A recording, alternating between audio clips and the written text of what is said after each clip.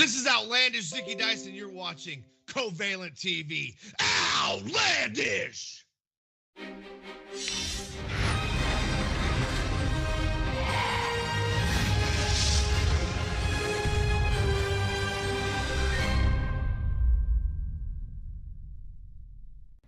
What's up, you guys? This is Ashley D'Amboise, La Creme de la Creme, and you are watching Covalent TV.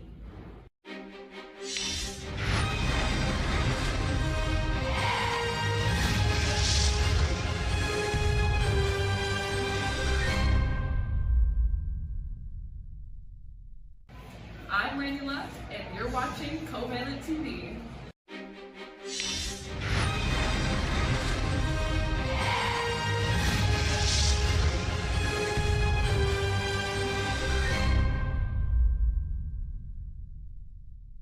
Good morning, Covalent TV. This is Marina Shafir, the problem, the one and only problem, the only problem that you will ever need. And I wanted to give a shout out to Daryl and Werner. And I just wanted to say, keep on stepping and keep on being honest and keep on being hardworking. And thank you for supporting me, and thank you for consistently being there for when I am performing.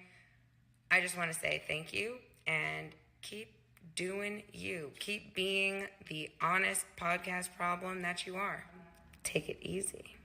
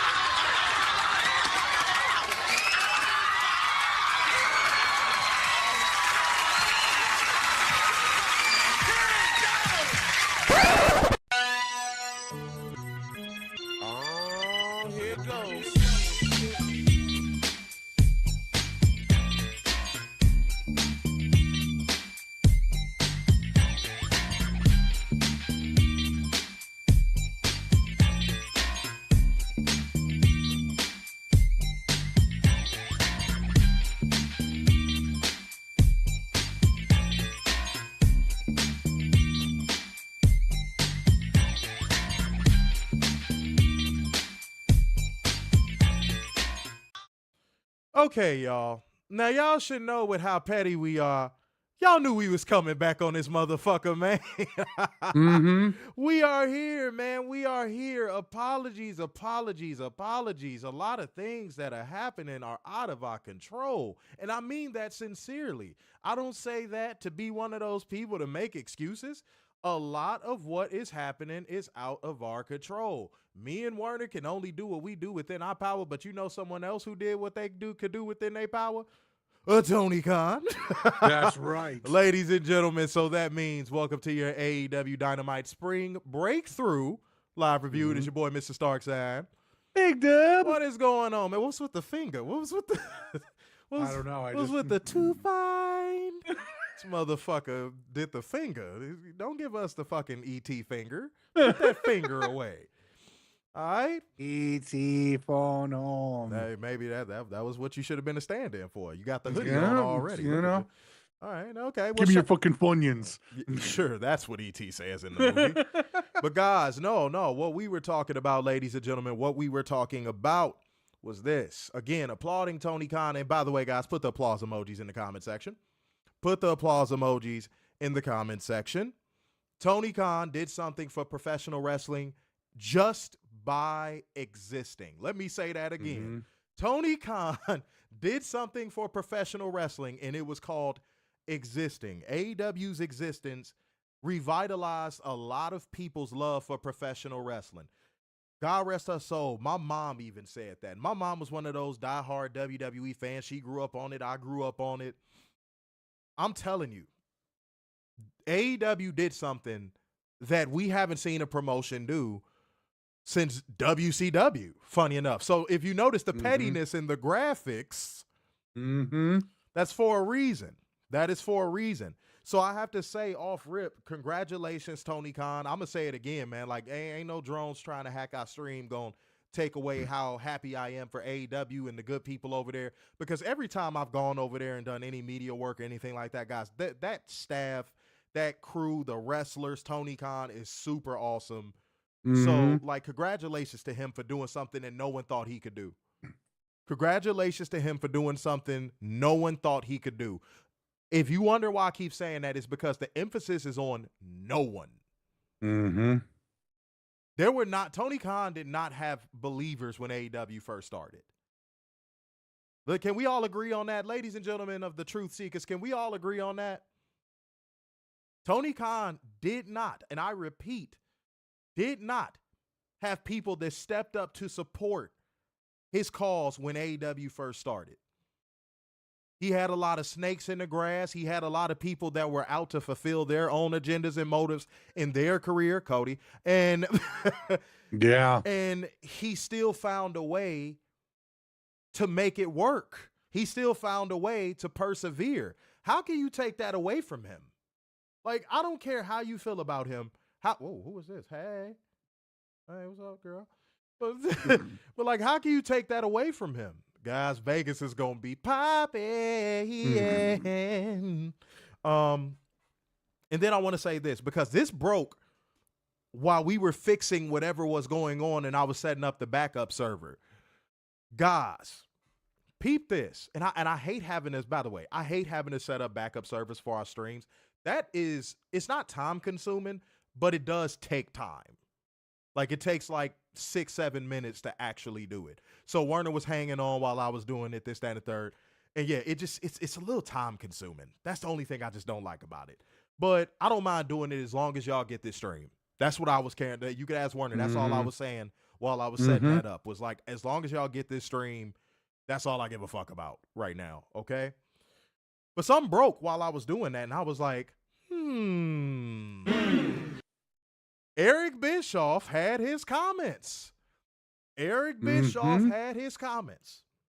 Now, I'm going to ask y'all a question before I give y'all these comments. I'm not going to read them off. I'm going to paraphrase it. Even though I don't like misquoting people, I'm going to paraphrase it. But I'm going to ask y'all this question before I do. Do y'all think anything he said was genuine, or do you think it was disingenuous? Just off rip. Just on hearing the name. Just on hearing the name. And you can answer honestly. You can answer honestly. If you think that he might have said something genuine, then in which case put genuine. If you think that he probably said something disingenuous, then say disingenuous. I'm gonna put that out there ahead of time because I want to give him a fair shake. I'm a firm believer in giving a motherfucker a fair shake. That's just how I am. You know, I'm with you on giving people a fair shake, but with how much shit he's given AEW for the last 5 years. Okay, so Werner is probably the biggest piece of shit on the planet. So watch this, guys. When we were off camera, now I'm finna put you on Front Street. When we were off camera and I said the same thing Werner just said, Werner was like, I don't know. This, that, and the third. It might be this. Now he's taking my talking point in real fucking time. God damn, Columbus. Jesus fucking Christ. I wasn't trying to. Now you believe what I said? Don't, man, you like that dude in Pootie Tang. It's hot outside. You know what else is hot too? Bro, I had to call you out. You earned that. I'm sorry. No, you're right. I'm not. You said it when I said that. You said it was something else. But here's why I believe in giving a fair shake. You didn't even let me elaborate. Here's why I believe in giving a fair shake. Because if you give a person enough rope, they'll do what? They'll hang themselves.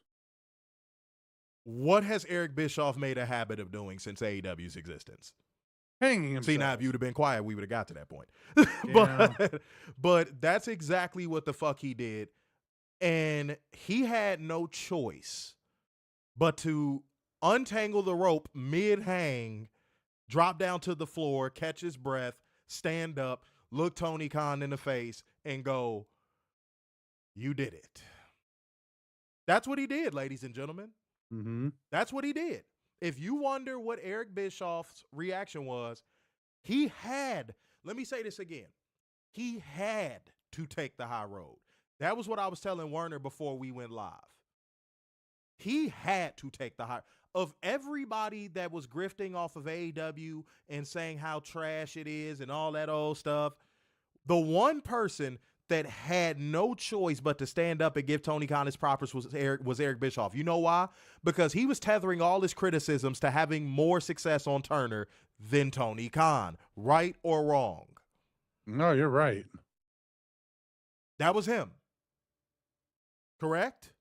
Mm-hmm. He tethered all of his arguments, let me not say all.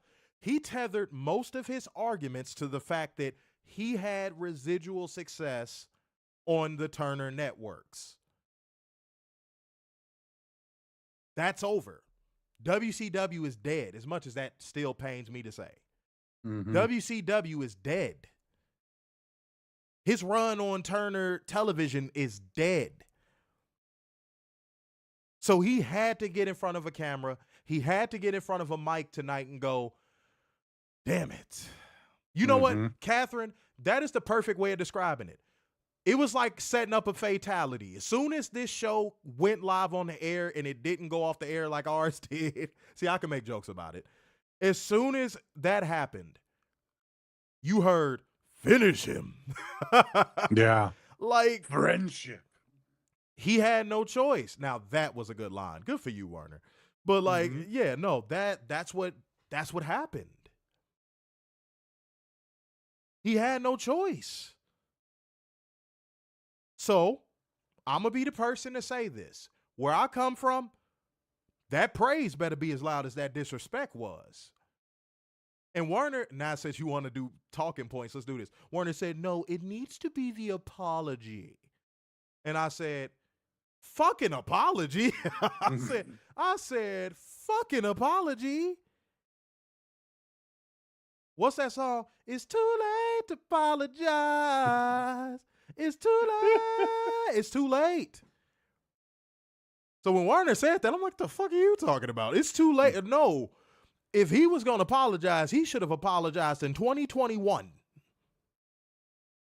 And maybe, just maybe, his apology would have had some credibility behind it. Maybe. And I'm saying maybe.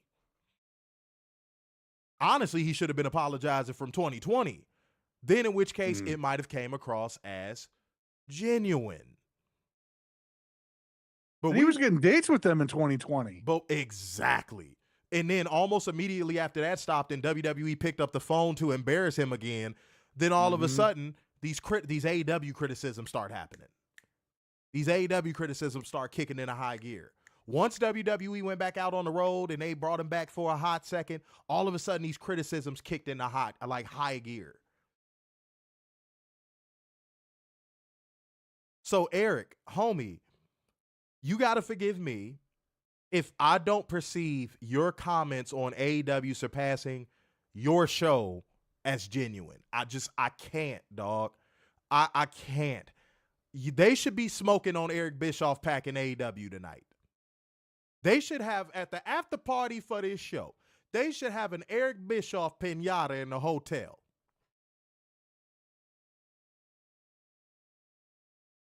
Because of all of the grifters, and don't get me wrong, we give all of the grifters the same energy. Y'all know that. Y'all watch us. We give all of the grifters the same energy. But of all the grifters, Eric Bischoff was one of the first, right or wrong. He kicked off the grifter train with AEW. Him and Jim Cornette. Right or damn wrong. You notice Jim Cornette just got quiet. You notice Jim Cornette just, because I think Jim Cornette realized it was getting to a point of where his arguments weren't going to make any sense. So he was just like, let me just fall back a little bit. Like, I'll do the occasional video where I do some hyperbolic bullshit or say some hyperbolic bullshit about AEW or some passive aggressive shit about AEW. But you notice Jim Cornette laid all the way back. Because I think even he can acknowledge when something is a residual success. In spite of how he feels about what happens within it, I think Jim Cornette conceded because he was like, you know what? Well, he grew up in the South, so he learned about Confederate history. Let's put it that way. Let's put it that way. That's a bar if you know what I'm talking about. That's a bar. If you know what I'm talking about, that was a fucking bar. But Eric Bischoff just, he kept going and kept going and kept going and kept going. Then all of a sudden, the grifter train had a whole bunch of people on board, which leads us to where we are today. So now, Warner, so now we have to beg the question, what now? Grifters, what now?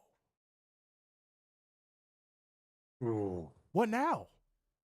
They really have nothing, but I'm sure they'll find something. Like, even if your name isn't Eric Bischoff, what now? The accolades are starting to rack up. What now? And let's be honest. Somebody might call this glazing. I don't give a fuck. It's true. Tony Khan saved professional wrestling. Yes. Tony Khan said professional wrestling was getting ready to die. I think me and you said this a long time ago. I think we said it, episode 2 or 3. Professional wrestling was getting ready to die. Not sports entertainment. Professional wrestling. Mm-hmm. And Tony Khan swooped in and was like, not on my watch. And somebody might say, why are you just giving credit to Tony Khan? Whose checkbook had to make it possible? Yeah, right. Okay, there you go.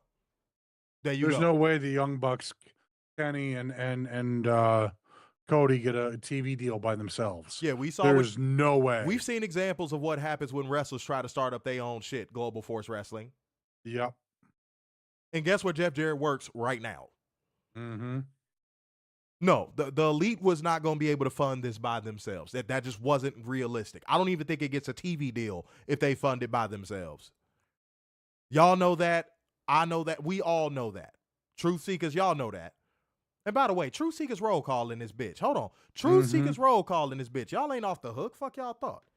Truth Seekers. And stop playing with the like button. Yeah, boy. You know what? Even though we had some issues, God damn it, we came back and the stream is holding steady and ready. So, man, yeah, if we get to 25 likes, if we don't get to 25 likes by the second match on this show, and it's cheat code, so it's gonna be fast.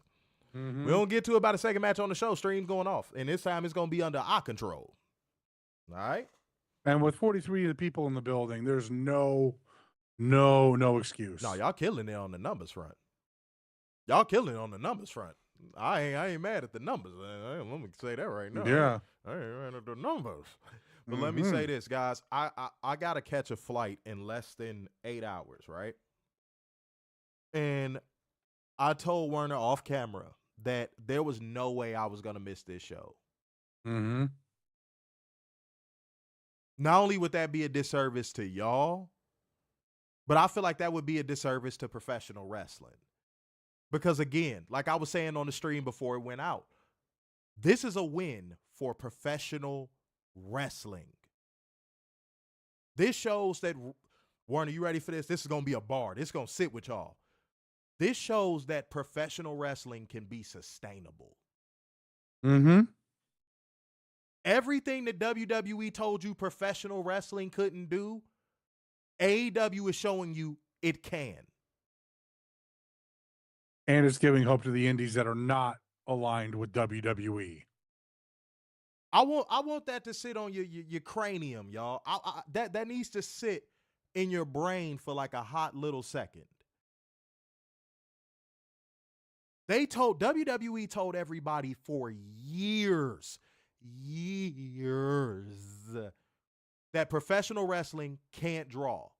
It can't sell. It can't get TV deals. That's what they told you. And here we are in year 6 of a professional wrestling company. And here we are in a year of a professional wrestling company that just surpassed one of the biggest shows to ever touch professional wrestling. Pro wrestling is alive, y'all. Mm-hmm. And y'all need to tell a friend to tell a friend. Professional wrestling is alive. And it's something I noticed on tonight's show that I'm going to touch on that y'all going to be like, damn, I might have caught that, but I didn't think of it that way. It's going to be something y'all going to see. But Tony Khan, bro, salute to you, man. Salute to you. Salute to everybody over there that has helped you get to this point. And again, salute to professional wrestling. Werner, give your take, bro. No, I'm excited that this has happened. All the credit goes to Tony Khan and that team behind the scenes. The camera guys, the PAs, the ring crew, all the people that we don't see on camera. Mm-hmm. Those people have been working their asses off for 6 years to bring you the best professional wrestling show, period. And those guys need to get a round of applause because those guys do a very thankless job. Applause emoji in the comment section, y'all. Yeah. So not only that, Eric Bischoff can shut the fuck up. Bubba can shut the fuck up. Cornette can shut the fuck up. All these grifters can shut the fuck up now because they've got nothing. No, dude, I don't want to hear nothing now. Yeah, Werner, yeah. I'm that's the boat I'm in.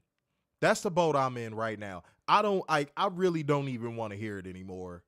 You know what? I want to go back to, maybe we need to treat these older people like children and go, if you have nothing nice to say, don't say anything at all.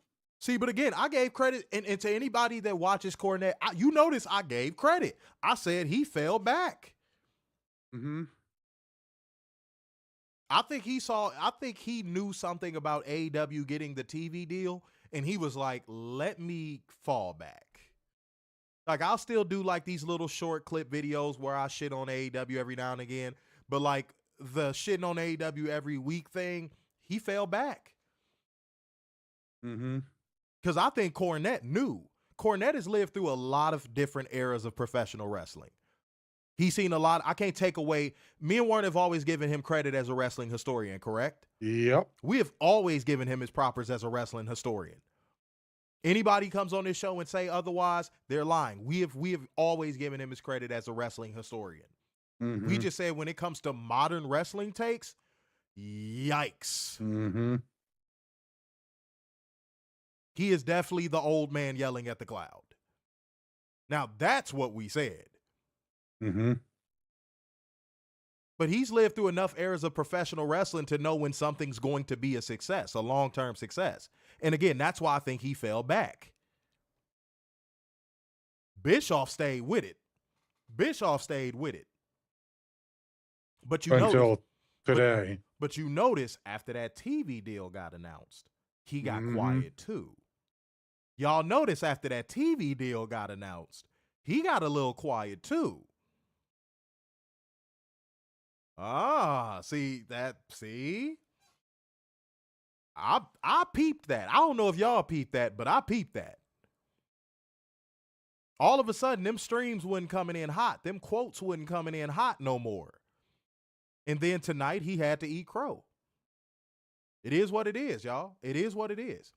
But shouts out to everybody in the building, man. Like gang, comment gang, share gang, and donation gang. We love all you beautiful people that stuck with us for this stream. Again, apologies for anything going on, guys. It is not something within our control. Literally, me and Warner were talking the whole time.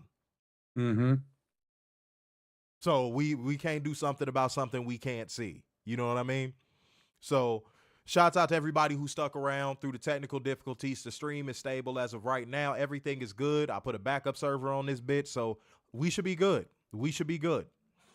Much love to all of y'all that stick around. And I wasn't going to let y'all down and not get this stream done. I'm just going to say that right now. Mm-hmm. Said Cornette and Paul Heyman are the best at what they do. What do you feel they do? By the way, new commenter. Shouts out to you, Neil Frost. That's one hell of a name. Yeah. But yeah, no. What do you feel they do? At least in modern times. Does that make sense to you? Like, at least in modern times, what do you feel they do? Or overall, whatever you prefer. I don't care. But, okay, cool. Numbers looking good. Let me just check that. All right, we good. All right. Said Tony Khan surpassed Bischoff with his own talent. Bischoff had to use a majority of his from other companies to even be relevant. Yeah, he did have to dabble into the pool of other professional wrestling organizations. You know, like he obviously got into Mexico, got a lot of luchadors. He obviously got some people from Japan. You know? So, yeah, I mean, yeah, but, like, that's a part of what Mo, to his defense a little bit, I'll play devil's advocate, that's a part of what makes professional wrestling fun, though. Mm-hmm. Like, what AEW is getting ready to do with CMLL, I think that's awesome. At Arena Mexico, I think that's fucking awesome. So I can't fault him for that. For that, I cannot fault him. But, like, as a producer of content on a big television network, Eric Bischoff is one of the most overrated motherfuckers to ever do it. Point blank, period. Point blank, period. That is where I give Paul Heyman his propers. Paul Heyman knows how to book an excellent wrestling program. Yes. That is where I will give Paul Heyman his propers. Eric Bischoff, not so much. Not so much. No. All right. Paul Heyman also knows how to be a great girl in a love triangle too. Apparently. At WrestleMania, it's going to be a gangbang for Paul Heyman. Yep. Yeah. Respectfully, of course. Yeah, no, that atmosphere at Arena Mexico is going to be the shit, homie. Oh, Neil Frost said, go ahead. You know, real quick, you know who's going to be kicking themselves while seeing this Conan. in June? Yeah, Conan. And the higher ups at AAA going, what the fuck? Because they're going to work together to make that show massive. They're going to work together to make that show massive. So, yeah, I don't know what they're going to do. You imagine Blood and Guts was there? Sign me up. Oh. So CMLL versus AEW Blood and Guts, sign me up. Sign me up. See, I'm always with the shits. Warner be proposing these ideas, I'll be like, yep. Do it. Do it. Come on, Tony. Do it. Neil Frost said, manage wrestlers. Yeah, I mean, I would say so, yeah. Yeah, Cornette was a great manager. Paul Heyman was a great manager, yeah. Yeah. Not these days, Paul Heyman at least. Yeah, no. Back in the 80s and 90s, sure. Yeah. But ever since he came back in 2012 with Brock, he's just been a parent. And like his early Brock management run was good. But like, yeah after that, I felt like him and CM Punk when that was the thing. I feel like they canceled each other out. So I agree with you on that one. Yeah, so I wasn't like the biggest fan of that. As much like a lot of people were, I wasn't as big of a fan of that as most people. Like I feel like they canceled each other out. I don't know. Maybe I don't know. That's probably going to happen with him and Seth too. Good Lord. Adrian Carpenter said Conan hating ass is gonna be salty. When is he ever not? Yeah, he's just a grumpy old man. Respectfully. But shouts out to everybody in the house tonight. Like gang, comment gang, share gang, donation gang. We got a job to do. Bring you beautiful people the news, holding one special. Dumbass. Accountable, bring you facts, data, statistics as we go. But actually, I have a what we not gonna do tonight. So let's not delay y'all any further, man. Let's get into 10 news and get them super chats rolling in. We good on the stream. Get them super chats back rolling in. Chaos in New Japan. Naito leaving May 4th. That shocked the hell out of me. Bushi leaving May 4th. Shocked the hell out of me. What the hell is going on? It's like a mass exodus in New Japan right now. Tanahashi, what are we doing here, buddy? Yeah, nobody's talking about it either. No one. We are the only ones talking about this. Everyone's talking about, oh, people said things. Oh, people's trashing other people's things. No one's talking about two of the biggest professional wrestlers in Japan leaving. Yeah, why not? I don't. Yeah. New Japan.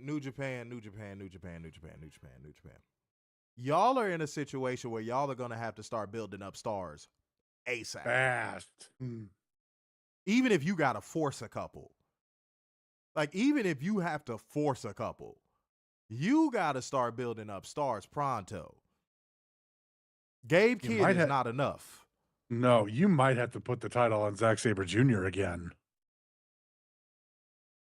Y'all gotta do something, and y'all gotta do it fast.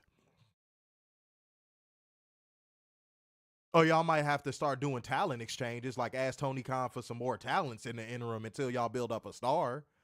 Right. Send somebody over to New Japan for a little, excursion, if you shall. Yeah.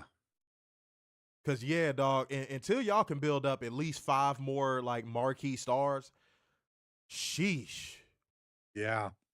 But let's be honest though. Naito is washed. Mm-hmm. And he's been washed for like 2 years now. Minimum. Let's call a spade though. Let's call a spade though. Naito is not as big of a loss as people would be led to believe. He's Japan's Randy Orton. In a sense, he's been phoning it in for a while now. But I mean, Naito's peak in the ring is better than Randy Orton's peak in the ring, though, to be fair. But like, yeah, Naito's washed. He's like mega washed. He's super washed right now. And love him. Love his career, love his body of work. But yeah, these past 2 years, doo-doo butter. Mm-hmm. Doo-doo butter. You can only hold your eye open for so fucking long. Like that match with Mox at Forbidden Door last year was terrible. Yeah, it was awful. Anybody who remembers, that shit was bad. That shit was bad. It was slow. It was clunky. Yeah. Okay, motherfuckers calling. Oh, hey. All right. Man, I got some good shit waiting on me after this stream, goddammit. Mm-hmm. Yeah, and that's what I think. I think he needs to take some time off.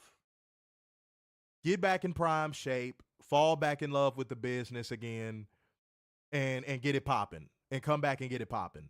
Because yeah, I have not been enjoying his body of work. I've not been enjoying his body of work. Or he can retire. Yeah, I see some people saying he can retire. Yeah, or he can retire. Yeah, if he has vision problems again, that's another reason to do a layoff. But I don't see him going to like WWE and no shit like that. If he did, I'd actually be stunned. If Naito went to WWE, I'd be stunned. And I think the only person that would draw him there or like talk him there is Nakamura. Right. And I don't think at this stage of Nakamura's career in WWE that he's going to do any recruiting for WWE. You know what I'm saying? T-Ferg said, didn't The Rock wear a New Japan shirt recently? WWE. Oh, God. Werner addressed this on the last stream, and he got really tight about it. So, Werner, go ahead and address it again. Don't get your fucking hopes up. Because this is fucking not happening. This was just to rile up the drones, maybe like yourself, I don't know, to think that everybody's going to just come running to WWE. Are you calling him a suspected drone supremacist? Yes, I am. Everyone, you're going to drop AEW and go to WWE, and Japan Forbidden Door is going to happen now. Oh, my God. It's not happening. Let it the fuck go. I'm good on that. Tanahashi and Tony and the higher-ups of New Japan all have a great relationship. It's not going to go anywhere. I would even say like a sturdy one. I think that's a word. I think that's a word I would use. They have a very sturdy relationship. Like, I think that's locked in.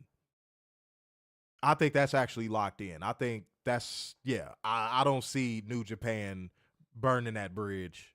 No, if I'm wrong, it would take a lot. Yeah, if I'm wrong and Werner's wrong, we'll come on here and say we were wrong. Yeah. But I don't see New Japan burning that bridge. I don't. That just wouldn't be wise. I just don't think that'd be wise. That would lead to the death of their promotion. You get what I'm saying? Mm-hmm. But guys, we got to get it popping in the atmosphere, man. We got to go ahead and open up the ozone layer and stick something right in between it, because these people are coming to planet Earth to make sure that we are as miserable as possible, beautiful people. If you know a portion of the show is coming up, go ahead and drop that bang in the comment section. But even if you decide you are not going to because you hate us with all of your existence and molecules, I'm going to tell your molecular ass anyway. It is time for us to hold one special accountable. It is time for drone accountability. Let go. This is from Twitter. So I had to, clean out the phone a little bit. So this is an older one. This is actually from April 7th. Okay. For context, April 7th. I'm listening, Werner. Shit, we got it. This is from Dom, who has a Union Jack flag and a 100 emoji. in his name. Good for him. Yeah. Has MJF as his profile picture. Oh, okay. Uh-huh. Good for him. Yeah. So Dom says, and I quote, "Tonight marked the unofficial start of the most important and unpredictable stretch in AEW history. Over the next 96 days, Dynamite surpasses Nitro, the return of Fyter Fest, a big Double or Nothing, and AEW's first domestic stadium show in All-In, Texas. So if AEW Dynasty felt somewhat underwhelming to you, it was likely by design." I saw that one. I'm hitting the button. Dumbass. I saw that one. I don't even have much to say on it because that was such a bad attempt at trolling. Mm-hmm.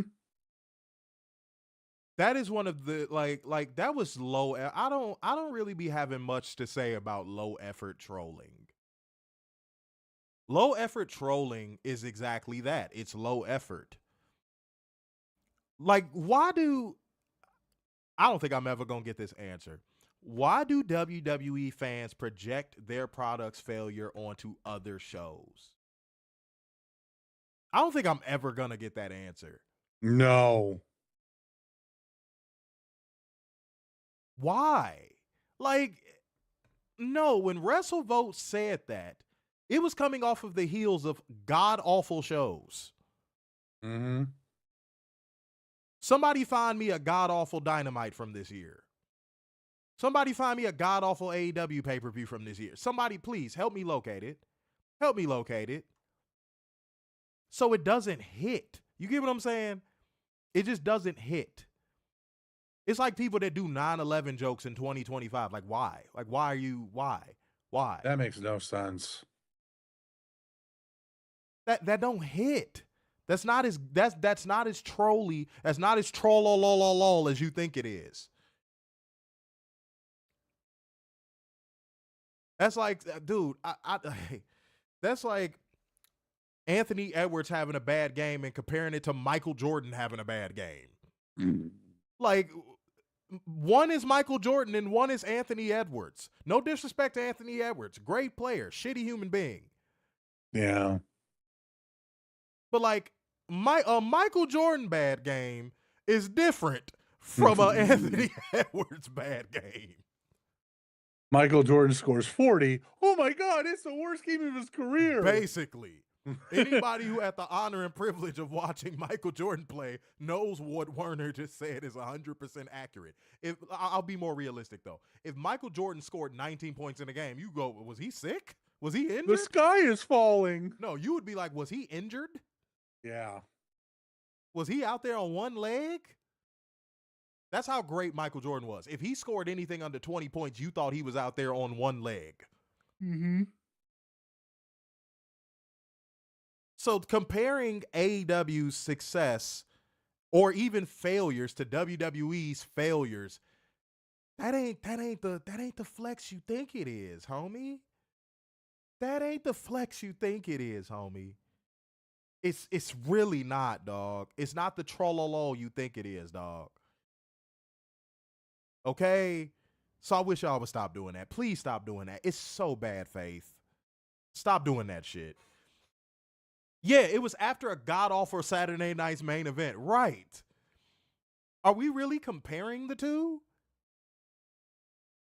Whereas with Dynasty, people found one thing they didn't like on the show and completely ignored the rest of the pay-per-view being phenomenal. Where Saturday night's main event was garbage across the board. How are we comparing the two? All right, bro. All right. That drawn accountability, man. I just, that shit is, when I saw that, I couldn't even take it. I couldn't even say it on the show because it just, I don't know, it just felt really lowbrow to me. Like, why? All right. Who is this? Motherfuckers really decided to start messaging me right now for some reason or another. Okay. Guys, I'm foregoing my drone accountability again for what we not gonna do. Nick Khan, it's time for you to sit down in the chat, bro. It's time for you to play on the game show what we not gonna do, bro. Here's what we not gonna do, Nick Khan. Man, I braced myself for this, and I'm still rubbing my temples. Here's what we not gonna do, brother man. Here's what we not gonna do, sucker man. Here's what we not gonna do. We are not on any version of Earth, in any multiverse, anything. Multipass, multiverse, multi-anything. Multiplayer, I don't give a fuck. What we not gonna do is present WWE as a fucking underdog. We're not going to make a 50-plus-year-old company, and 20 of which of y'all held a monopoly. We're not going to make WWE the beat-down puppy on the side of the fucking road. We're not going to do the kittens in the box sitting in the rain outside of the firehouse. We're not going to do the baby in the fucking dumpster with WWE. No. Hell no. Not just no. Hell no. When I read that, I said, bitch, are you serious? Nick Khan, are you serious, homie?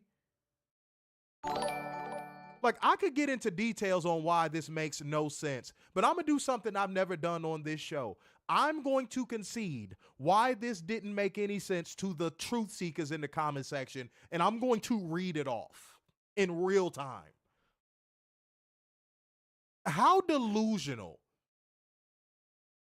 and lacking self-awareness and narcissistic can you be for that to even cross your goddamn fed encrusted lips?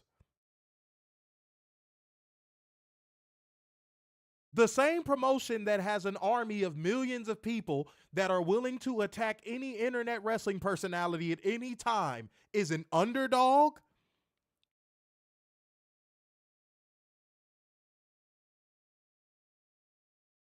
Werner, okay, if that's the fucking case, the 97 Bulls were fucking underdogs. Right.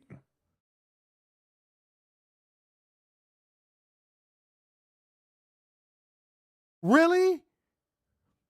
Really?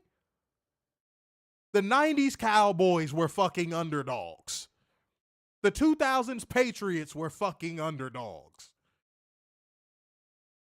The New York Yankees are just the biggest underdog to ever exist. Yep. By that same logic, Nick Khan, by that exact same logic, that's what you're telling people. That's the narrative. And you really can't say that when you got your fucking ace in the hole, your right-hand man running out here in interviews saying, Werner sent this to me, y'all. Werner sent this to me, y'all. I saw this. I wanted to fucking throw up. I saw this and I wanted to fucking throw up. Our business is set up to where if you're a fan, there's no explanation needed. If you're not a fan, there's no explanation that will do. Does that sound like a statement that comes from an underdog? No. The pompous arrogance that WWE pushes out into the world does not scream underdog. Huh?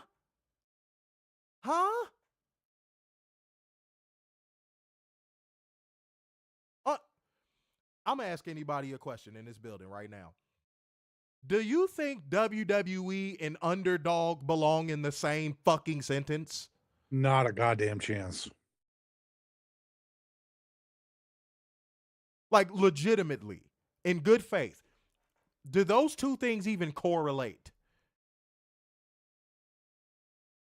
Underdog.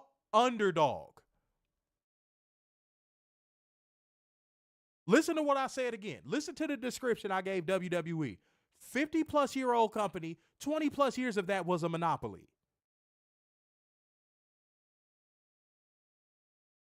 Huh? What? Bruh.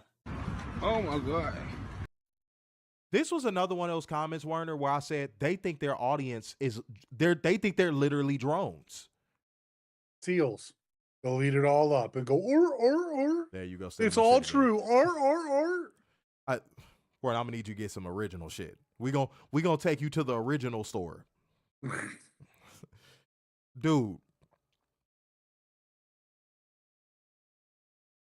How can you innovate being an underdog when there's so many people that prop you up? It's like the same logic I had about Triple H's comments on Monday's stream. How can you be the underdog when there's so many people and so many entities and so many brands and so many social media outlets that prop you up? You're the Lakers. The NBA props the Lakers up. Y'all ever watch the Lakers trade for a superstar and you like, that's all they sent back? Look at the Luka trade. Mm-hmm. You're the Lakers. Teams give you their superstar players. And you go on to win championship. How?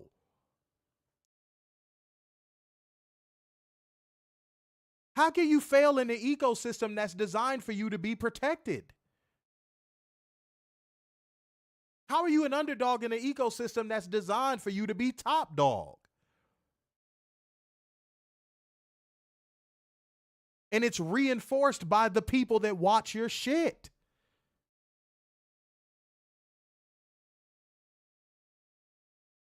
What the fuck was Werner, what the fuck was he talking about? This goes back to the rudimentary thing of WWE good, AEW bad, and this is why. Because we're the underdog and they're the overlord, which is completely not true. The fact that you think you're the underdog when you've been around for, I know WWE, but like Grandpa had, or his dad had it for 30 more years before him. And then his father before him had it. So you're looking at 70, 80 years of WWE in various forms. And them for the last, 20, 30 years being the industry leader. I'm pulling this quote up in real time, y'all. I'm pulling this quote up in real time because there's not going to be somebody that's going to come on here and say, oh, you took him out of context. You took him out of context. Oh, no, you're wrong. I'm not trying to hear none of that. So I'm finna find this quote right now. I'm gonna read the super chats in a second, guys. Give me one goddamn second. Cause I'm not doing this, bro. I can't do it with this company, dog. I just can't. Mm-hmm. We're always the underdog at WWE. That is the first line of this quote.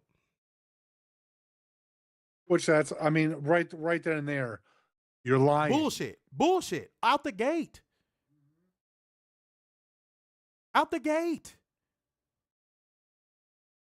Werner, can we say this unequivocally? And Truth Seekers in the comment section, can we say this unequivocally? This is the worst media week for WWE we've ever seen. Yeah. Nobody's even talking about WrestleMania. No.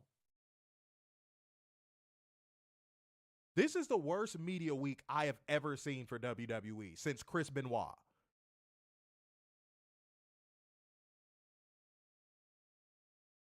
What are they doing?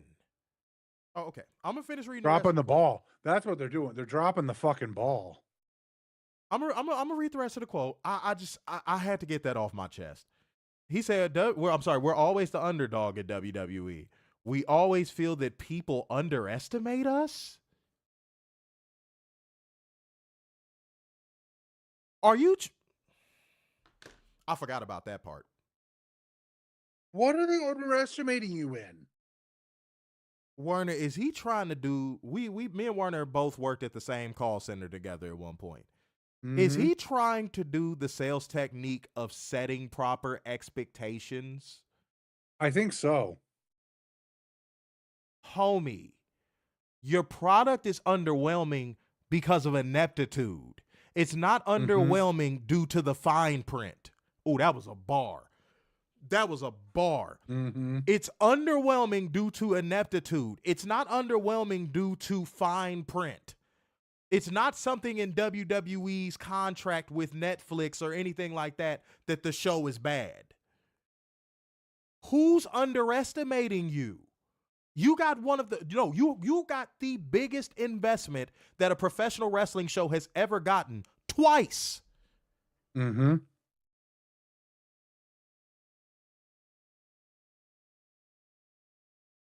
What are you on about? Homie, I'm moving the mic. What are you on about?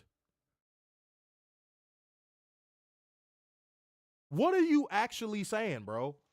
Like, Warner, what is he talking about?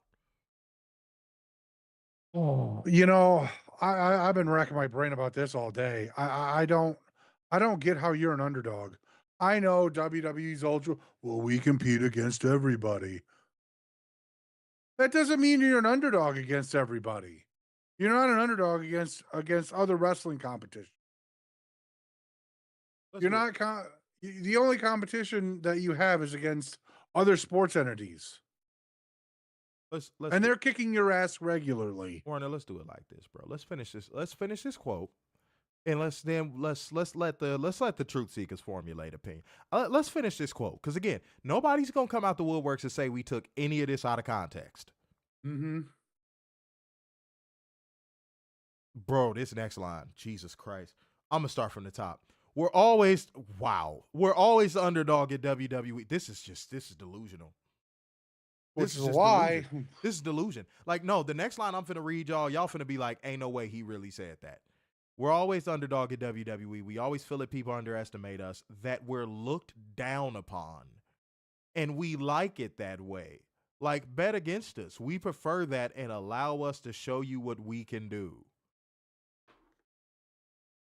What have you done, Nick? Tell me, what have you done? Besides stealing money from Netflix, what have you done? I beg the question, who's betting against you? Right. Are y'all just like making up ops? Who's betting against you? Wait. I got an idea. Daryl, you're going to Vegas tomorrow, right? Yes. Go to a sports book and see if anyone's betting against WWE. Homie. That's the only thing I can think of. Homie. That's like that motherfucker that works at a goddamn McDonald's and he lives in a trailer park and he wants to be a rapper and he says the only reason why he hasn't made it is because people are hating on him. Who? Oh. Who? Who's hating on you? Your product just fucking sucks. Yeah. If this is their Warner, if this is their attempted damage control, whoa. It's horrible. They need a crisis management team in the worst way. Or at least a better PR firm. Yeah. Who's betting against you? In any walk of what we do, media, fans, who?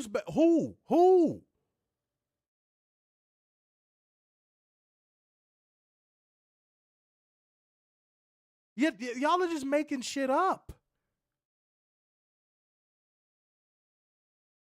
At some point, you gotta be real. Mm-hmm. You gotta live in a real, right, Triple H? Because the internet's not a real place. Yeah, all they do is they bitch, and then all they do is fucking complain. Oh, people need to get off the internet. Okay, so when those wait, so when those real people in the arena stop coming and they start booing this shit out of the building, are those people gonna be fake? To me, no, but to them, probably, because they're in this delusional bubble that believes that everything they do is great, which is wrong. If y'all really feel this way, WWE, go back to the Thunderdome. Thank you. That's what I'm going to finish on. If y'all really feel this way about the fans criticizing, people actually giving y'all a little bit of shit.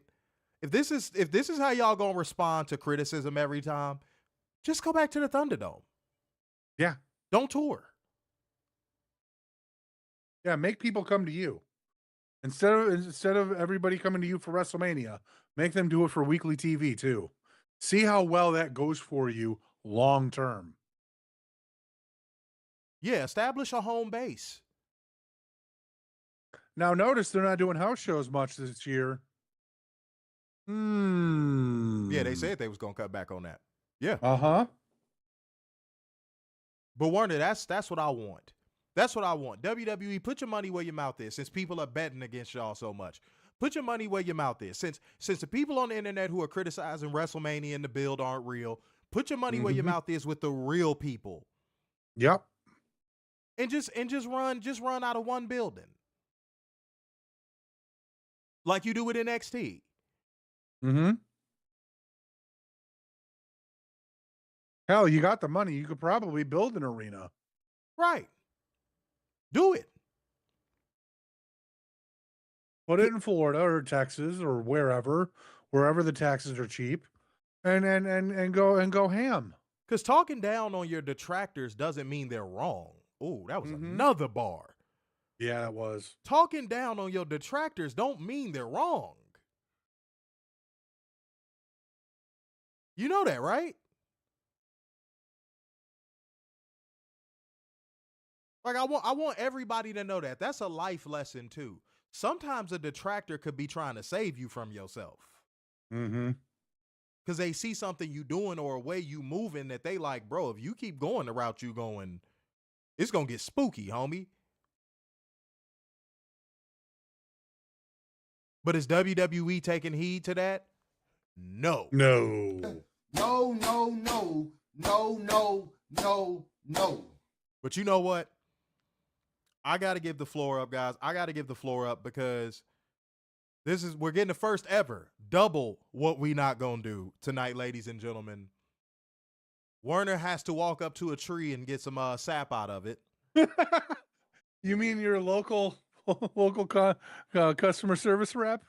I suppose so. But Werner has a what we not gonna do tonight, and I'm intrigued to hear what y'all got to say about this one.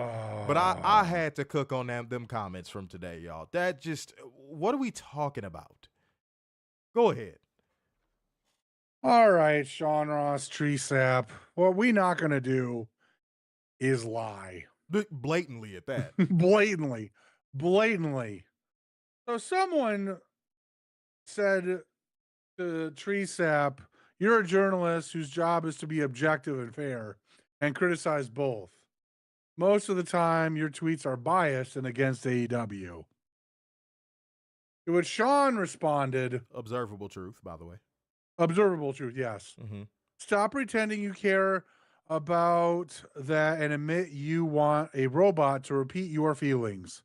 Media members are allowed to have their preferences for scripted, subjective entertainment, as well as opinions on news that emerges. You don't put those opinions in the original news reports. That's being objective.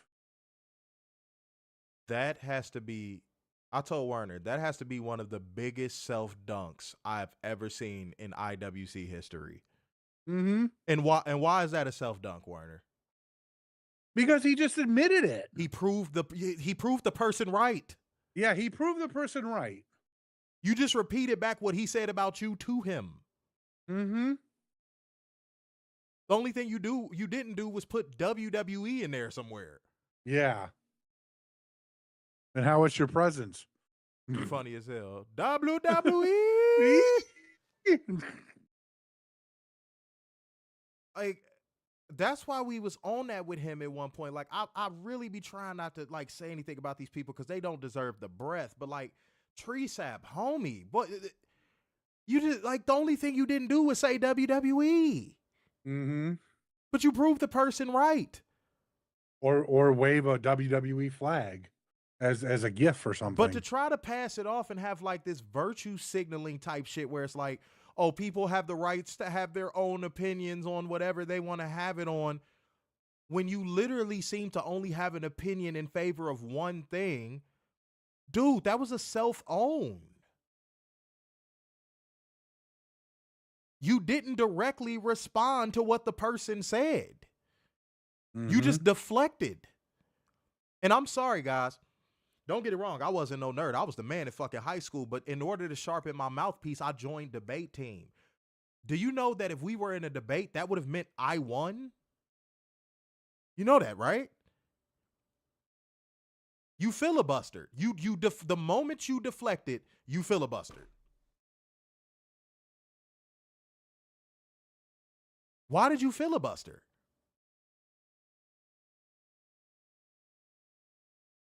That is, dude, it makes everything he says these days. I look at it, I shake my head, and I move on.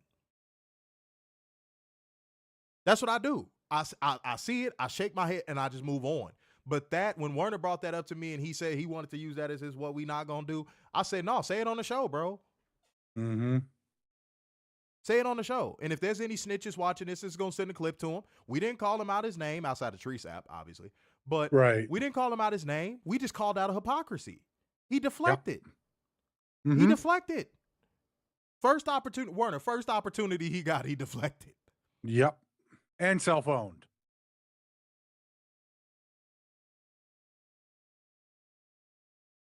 At that point, I would have just been like, you know what? Argument over, bro.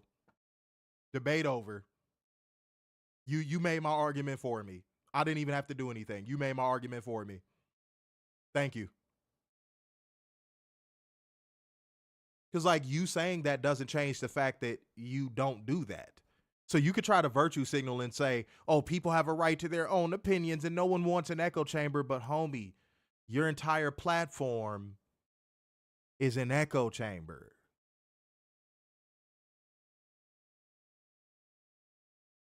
Now, if you want to hit me up in the DMs and talk about that and then all that stuff, dude, I'm just going to say I stand on it. Mark my words. Whoever sends you this clip, that's all I'm going to say. I stand on it. Because it's true. Same. It's true.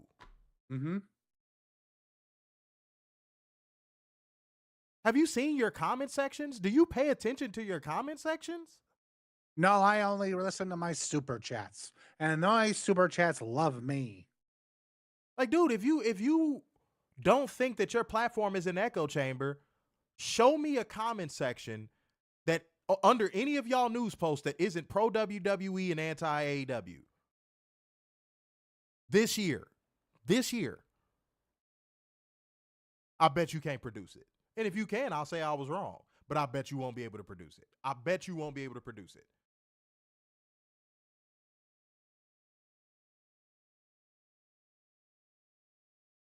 The jig is up with some of these people, Werner. Wait, Matthew Shell said he pretended to dunk on Nick today for that reason alone. Oh, I was gonna talk about that, but I was trying to figure out when I wanted to. But you know what? Fuck it.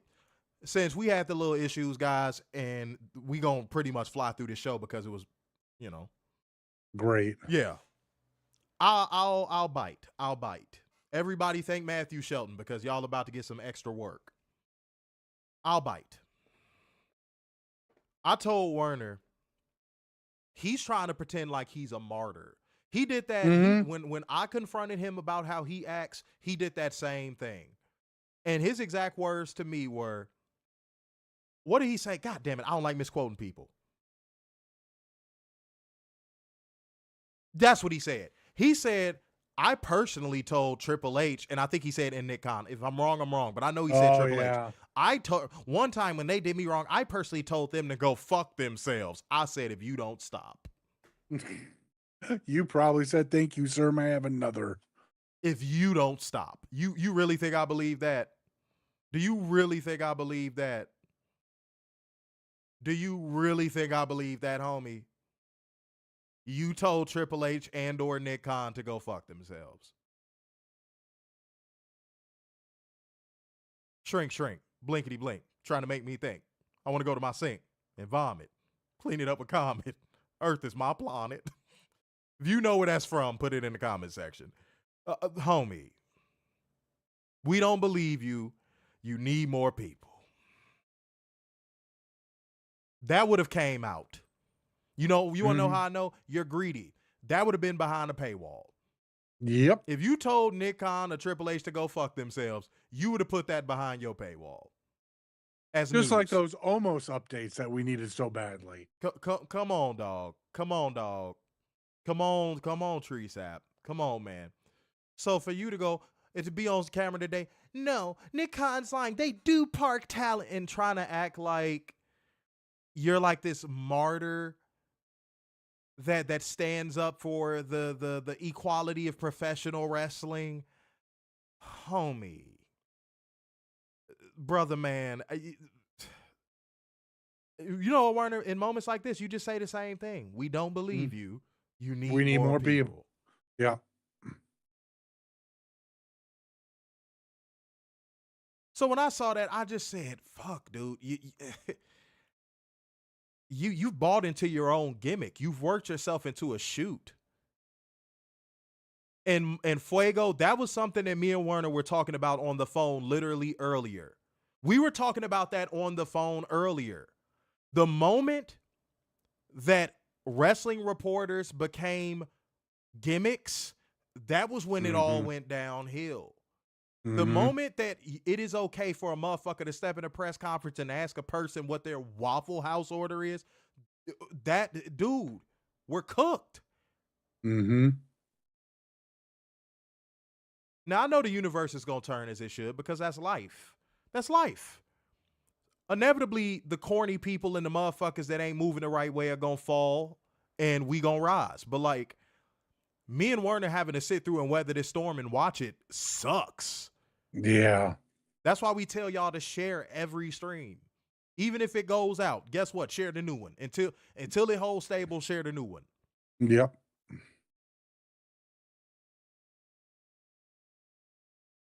That's why we tell y'all to share. Because at this rate, these motherfuckers are going to take over. Mm-hmm. There were people actually defending Waffle House Man. Which, that's pathetic.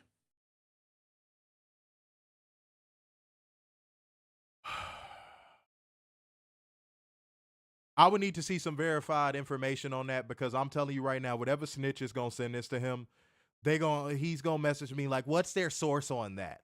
So like, Miguel, I need you to find whatever source you have on that and send it to us. Because you said Tree Sap steals his news from a British guy named Tom. He tried to bring the exclusive with Mercedes joining AEW. Okay, well, cool. Again, send me any information you have on that. Because I'm telling you what he's going to say. When he DMs passive aggressively, when he DMs, he's going to be pal. like, he's going to be How's like, it going? Yeah, he's going to be like, wait, Werner, let me cook. He's going to be like, what's the source on that? Can that person produce evidence on that? Because that's his defense mechanism. That's him playing journalist. When he does that, that's him playing journalist. He thinks because a couple wrestlers fuck with him and he has a couple little bit of plugs in a couple of these promotions that he's actually a journalist. So when he wants to come to me and play journalist, I'm going to need some proof. I hope you understand. Not trying to say I don't believe you, but like, I hope you understand where I'm coming from because we try to be as credible as we possibly can. All right. But y'all, it's an hour and 8. Damn, only an hour and 8. Jeez. Go ahead. Real quick. So I have news. AEW will be in Mexico for a little longer.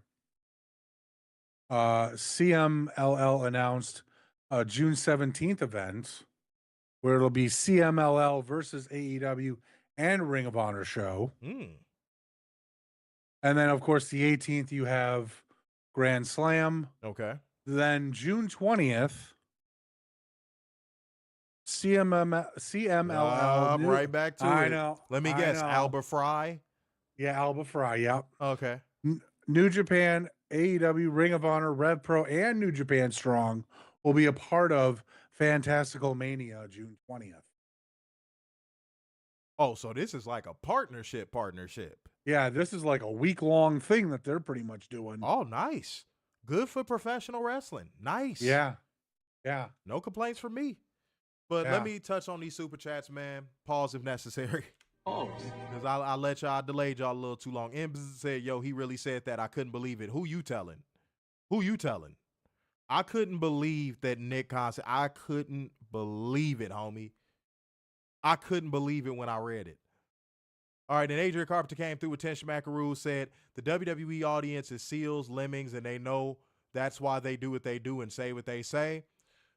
Now, because we were talking about clapping, we ain't gonna put on no booty clapping sounds on this mug. I think of clapping hands, I think of tambourines, I think of a place, Warner. I think of a beautiful, beautiful place that we can go, sir. I think we're gonna go to church. Let's go.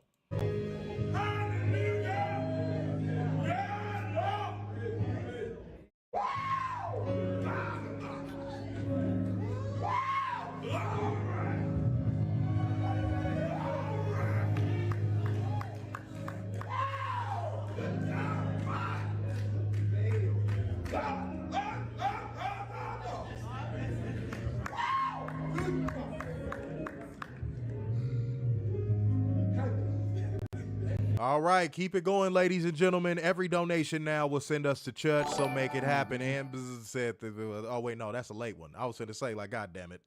Okay. But yeah, keep it rolling, guys. Keep it fucking rolling, ladies and gentlemen. We appreciate every single person in the house tonight that stuck around with us.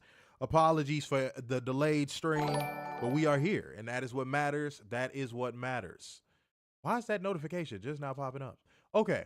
But much love to y'all, man. Much love to everybody. Miguel said the 2011 Mavs were underdogs. WWE are the Lakers. Yeah, I said that, bro. Like, whatever.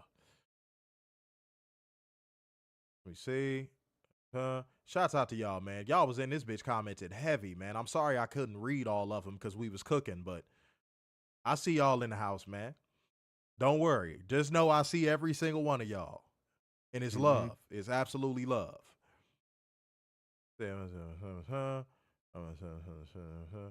Yeah, I mean, Brandon A said, first non-fair Walker take I've seen from you. Yeah, I think there's a couple AEW wrestlers that could benefit from a New Japan excursion, and I think Tony Khan should hand a couple talents over to them to refurbish their careers. I do believe that. I firmly believe that. All right? Let me see. But yeah, New Japan got to get their shit together pronto. Ooh. Pronto. It's finna get ugly for them. If they don't get their shit together, it's about to get oogly. Not ugly, oogly. Everybody put oogly in the comment section. It might turn into the 90s again. Yeah.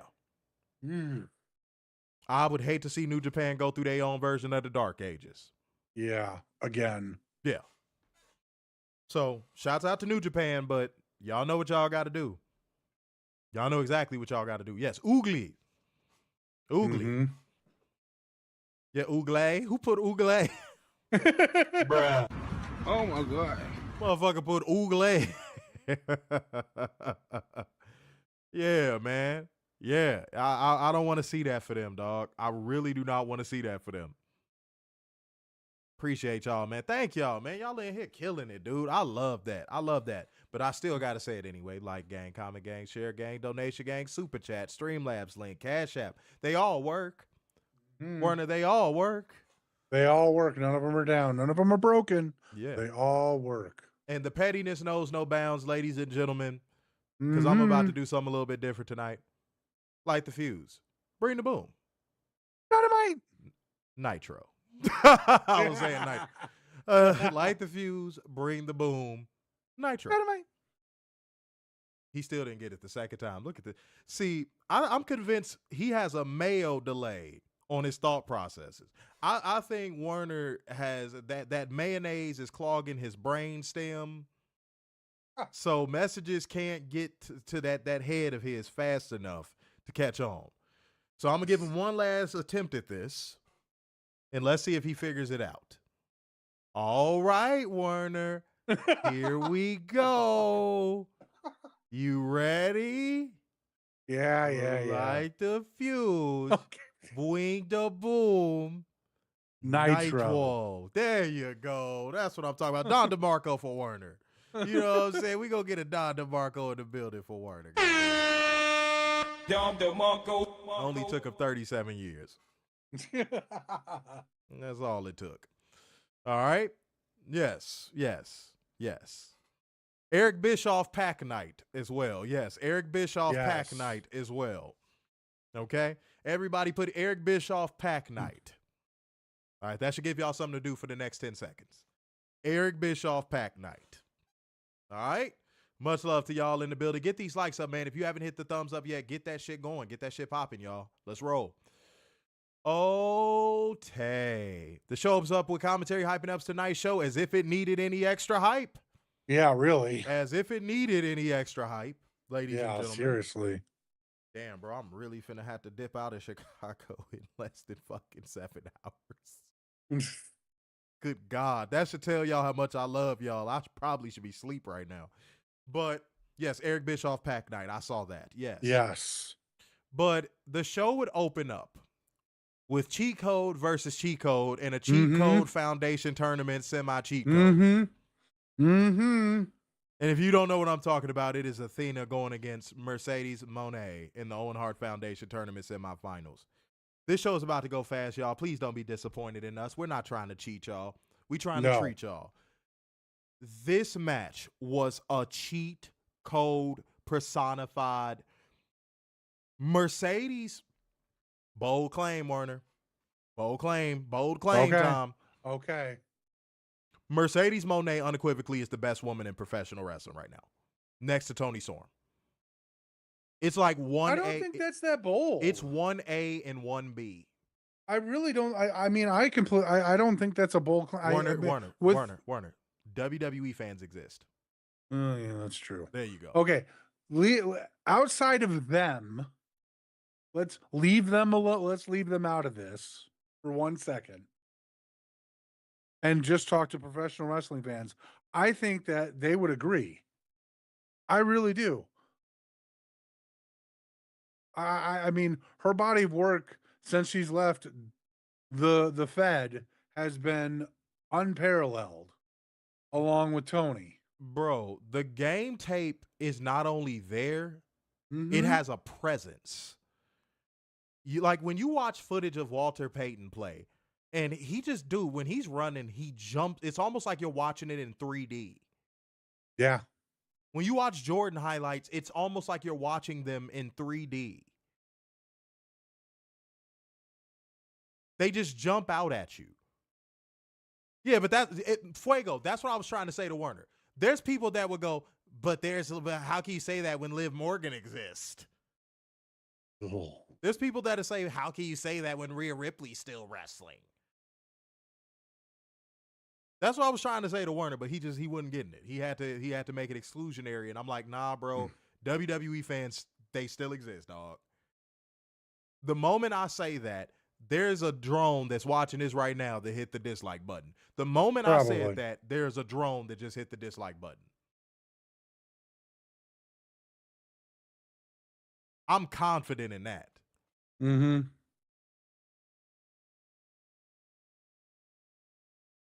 But am I wrong? It is a two-way race between Mercedes Mone and Toni Storm. And the crazy thing about it to me is they're both in the same promotion. Right.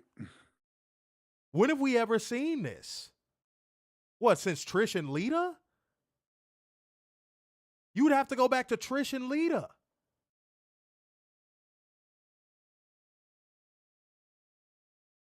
You can't make this shit up. Like what Mercedes is doing right now is special. That's the word I would use to describe this. What Mercedes is doing right now is special.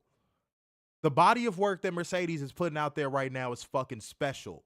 And this was no exception to that rule. Hell, the body of work that Athena has been putting out is special, but unfortunately, because she's on Ring of Honor, no one has really gotten to see it. Right. But the body of work Athena was putting out there and continues to put out there is special. But what Mercedes is doing is just on another fucking level, bro.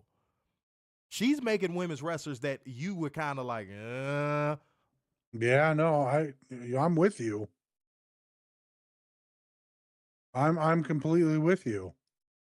Like, which speaks to how terrible Britt Baker is, by the way. Oh God. Because, like, and by the way, I was told, as I'm going to be doing Media for Progress, that Britt Baker is going to be showing up as a guest. That's not really spoiling anything. I shouldn't get in any trouble for that because she's not going to be on the show. But, like, I was told that, right? And I was like, man, you know what? I'm just going to be professional. And if she got something she wanted to say to me, professionalism going out the window. Yeah, pretty much. Just being honest. Professionalism going out the window. It's gone. Gone. Peace. Capiche. Out of there.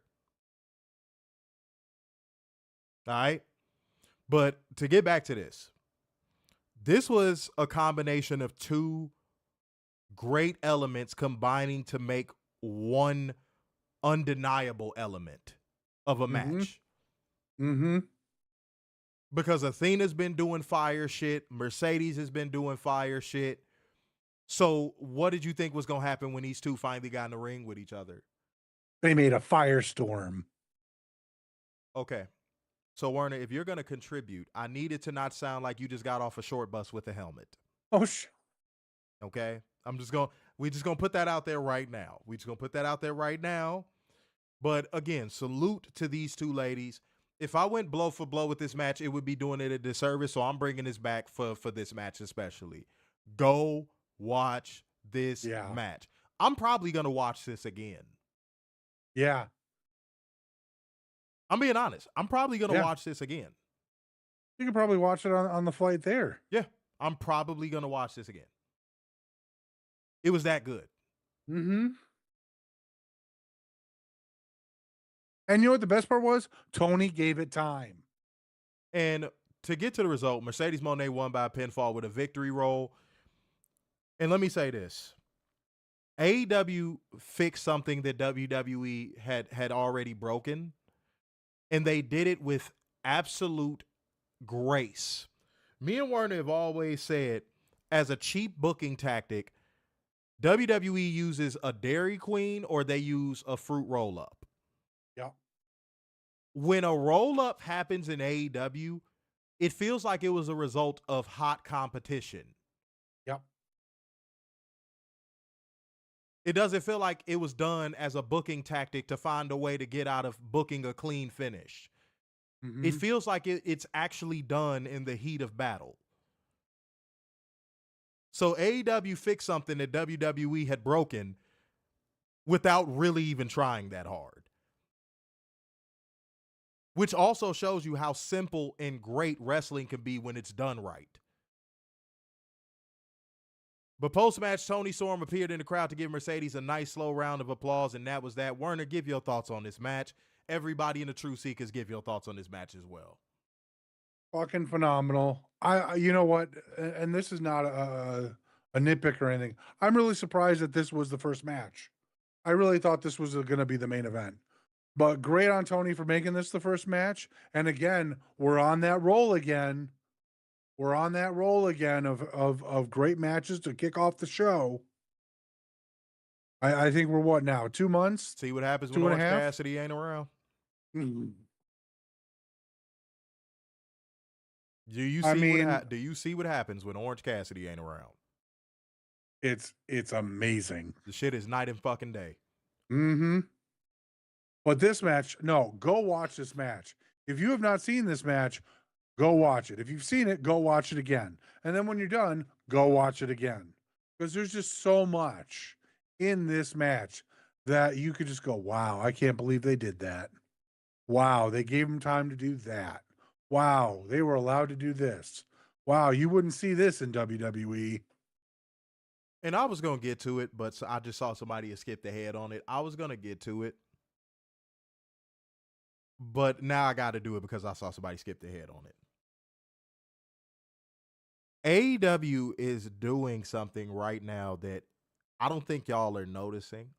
And I hope that when you finally do notice it, you encourage it. You actually get on social media and encourage it. They're starting to get an organic groundswell in the mainstream. Yep. At one point of this show, they went to a crowd shot of Kristaps Porzingis, who's one of the star players on the Celtics. Mm-hmm. And he legitimately looked like he looked so elated with everything going on that he was just smiling like a fucking goof. He looked so happy to fucking be there. Mm-hmm. And it felt genuine. They didn't shove the camera in his face and a production assistant is telling him, "Hey man, when this camera comes on you, can you clap and smile and act like you're enjoying yourself?" It was like a side view shot of Porzingis, and the dude's mouth was wide open, his eyes were bucked. He was legitimately fucking enjoying himself. If that trend continues, sky's the limit. Because all it takes is for a friend to tell a friend, guys, we said the most undefeated form of marketing is word of mouth. Word of mouth will never disappear. It will never disappear. Now, what if Porzingis goes back to the Celtics and he's like, yo, Jason, Jalen, y'all got to come to this show, bro, this wrestling show. This shit was fire, homie. And then Jason and Jalen come, and then they tell Luka Doncic over on the Lakers, which I don't think a Celtic and a Laker would communicate, but still, you get my point.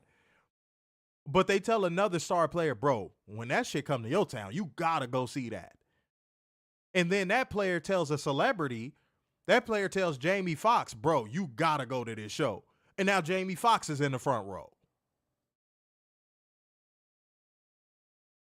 They're building an organic groundswell with this promotion fast.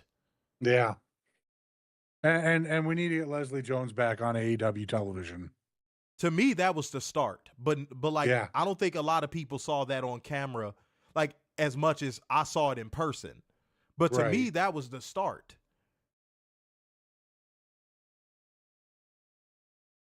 That was definitely the start. I think we're going to look back on that Leslie Jones moment and be like, that was the moment AEW started to get a mainstream draw. But much appreciated to everybody in the comment section. I wasn't ready to touch on that yet, but again, somebody skipped ahead, so I had to. Respectfully. All right. Said they had a Boston Bruin hockey player next to the Stanley Cup. Yeah, they did. Mm-hmm. They did. That's a sign. And yes, Ron, I agree. That's a sign that they're going in the right direction. And it's a sign that they're going in the right direction because it is organic. Hold on one second, y'all. My fault. You check on something. Talk to the people. You know, real quick, shouts out to Tony for buying up every fucking television in the Las Vegas airport. Shouts out to you for buying up all those TVs and putting AEW plastered all over it today. And hopefully for the rest of the weekend. To show you that there are other options out there than trash WWE. So kudos to you, sir. Tip of the cap. So y'all got real quick. Y'all got my word. Y'all got my word. I'm obviously going to be at the airport. Obviously. I'm going to take as many pictures and videos of that as I can and post it up on the page. Because there's going to be some, like WWE drones are like everything deniers when it comes to anything that's not WWE. Because I'm sure if I go underneath the comments on some of those pictures that Werner's talking about, and we all saw it, if I go underneath the comments on some of the pictures, there's going to be people like, oh, that's not real. That's not real. I will take a picture of it with my face next to it if I have to. If I have to. There's going to be somebody saying that shit is AI. I'm not going to let them. I'm not going to let them. Y'all got my word. I'm not going to let them. I'm going to take as many. I know that airport like the back of my hand. I know Las Vegas like the back of my hand. I wish a motherfucker would tell me I faked the photo or faked the video. Respectfully. All right? Lobo Zozo said I'm late. Oh, then pay your late fees, Lobo Zozo. Yeah. And why are you late? Yes, why are you late? Said, what up, the Dynamite graphic looks sweet. Oh, well, you know, it is what it is, man. It is what it is. I felt like getting petty tonight. I felt like getting a little bit petty tonight. All right, but I'm glad y'all are feeling it. You know what I'm saying? I went for the old school Nitro feel. You see Sting in the background holding that beautiful big gold. And it's low key, it's a double entendre in a way because Sting was also in AEW. Yes. Yes, he was. See? You know what I'm saying? Clever McDever. Meanwhile, Werner's just behind the bar. Yep, pretty much. And I told him to do something creative, and he was just like, nope, I'm just going to It won't let me. Yeah, sure it won't. Okay. But I saw this in real time, and I thought this was intriguing. I thought this was kind of funny. Somebody said the Fed better pray to God WrestleMania isn't utter dog shit this weekend because it's finna get nasty. I agree. But on paper, yikes. If Collision is fire tomorrow, it's going to be like that moment where everybody's going to turn their heads slowly at WWE like, what you got? What you got? I firmly believe that. Like, they're going to have to go balls to the wall on whatever the first match is. They're going to have to go balls to the wall from start to finish on that show. Just being honest, y'all. Just being honest. All right, let's move on, ladies and gentlemen.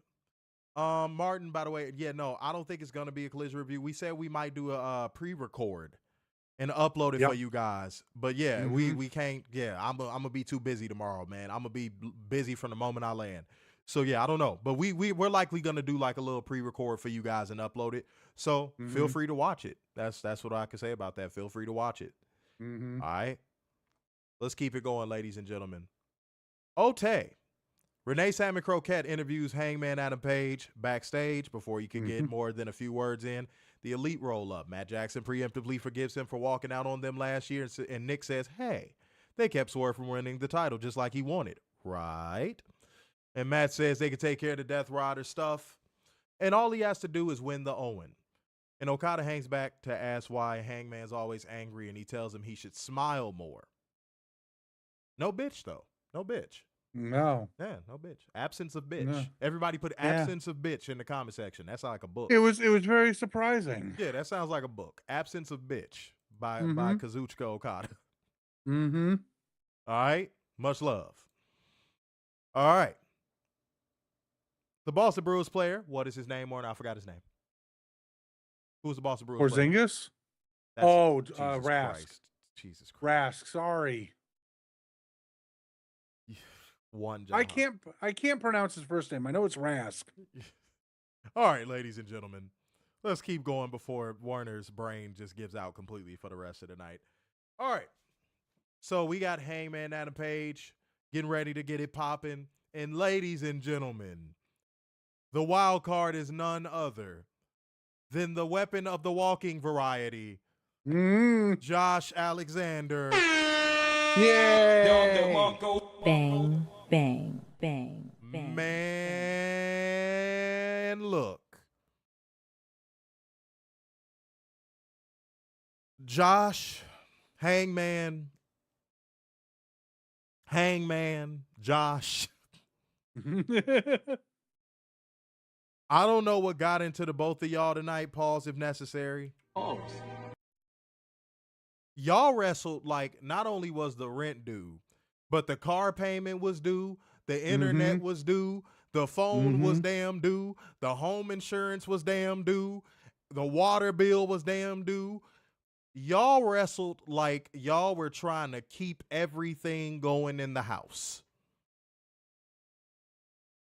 This match was insane. The clothesline off of the ramp while Josh Alexander was sitting on the barricade was fucking nuts. And almost hitting fans with a big boot. Bruh. I know Adam Cole was watching that Hangman spot like, oh God, oh God. Y'all should, if I don't look over and see controller emojis, y'all slipping in the kitchen. Yeah, seriously. This was the shit. Not know this was good. No, this was the shit. This is about as great of a debut match as you could possibly fucking have. Yep. Hold on, let me go to the result. Hangman Adam Page won by pinfall with a small package. Let me say this. I'm going to revise it. This is as great of a debut match as you could have without winning. Mm-hmm. It is. You immediately made Josh Alexander look like a fucking killer. You immediately made Josh Alexander look like a fucking killer. That Hangman, he took Hangman to his limit. Did anybody else get that feeling in the match? That was great. That was a great feeling to have, and we need to have that feeling more often.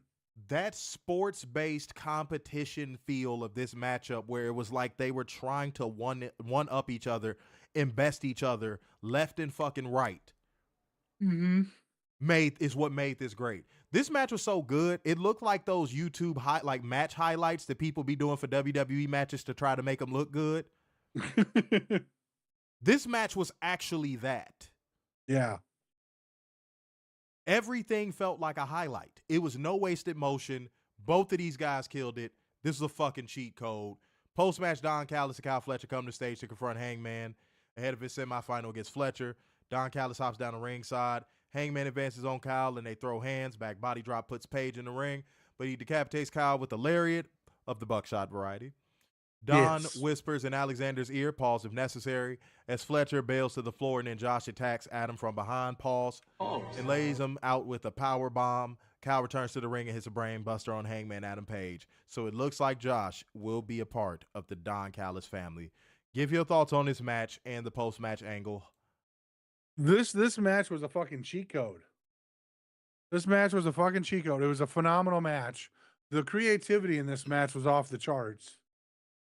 I mean, Josh always shows out, but he really showed out tonight. And this was a phenomenal match that everyone needs to go watch and watch again. I'm going to be saying this all fucking show because it was worth it for every match. But the psychology and the story of the in-ring wrestling in this match was phenomenal. And the fact that we didn't have to hear meat chants was fucking great. He did the right thing and went to the wrestling company. Yes. Yes, he did. And to get heel Josh Alexander right off the rip, I'm kind of enjoying that. He's going to be vicious. He's going to be vicious. You know what? I'm going to say it. I want to see where it goes. I think we all do. So no, I ain't going to flex on you for that. I think we all do. Well, WWE. So let's see where it goes. I actually want to see where this fucking goes. That doesn't mean, let me tell you something. That's one of those things that when they say it, it literally doesn't mean anything within their ecosystem. So why do they say it? Yeah, exactly. I've never understood that about them. Why do they always say that? It makes no sense to me. Like, it's enough game tape out there to this point to know that WWE's probably not going to follow up on that thing. I don't know why they still run around saying, it's going somewhere. We got to see where it goes. It never does. No. Now here, yeah, it's going to go somewhere. It's going to go somewhere, and I want to know where it goes. They need to take that phrase out of their fucking lexicon because it doesn't apply to the company they cheer for. Right. We don't believe you. Yeah. You need more people. I don't get that about them. Like, I just don't get that about them. When is the last time WWE did a great follow-up? Oh, God, let me not say that. There's going to be some drone that comes in here and says, Cody. Yeah, no, that's not a no. No, that was an example of them not pulling the trigger when they should have. That's not, let's see where it goes. They booked the dude. They stumbled into that. No. They walked into WrestleMania 40 limping. That wasn't a let's see where it goes moment because I could see somebody fucking saying that bullshit. So does that mean they're going into WrestleMania 41 crawling?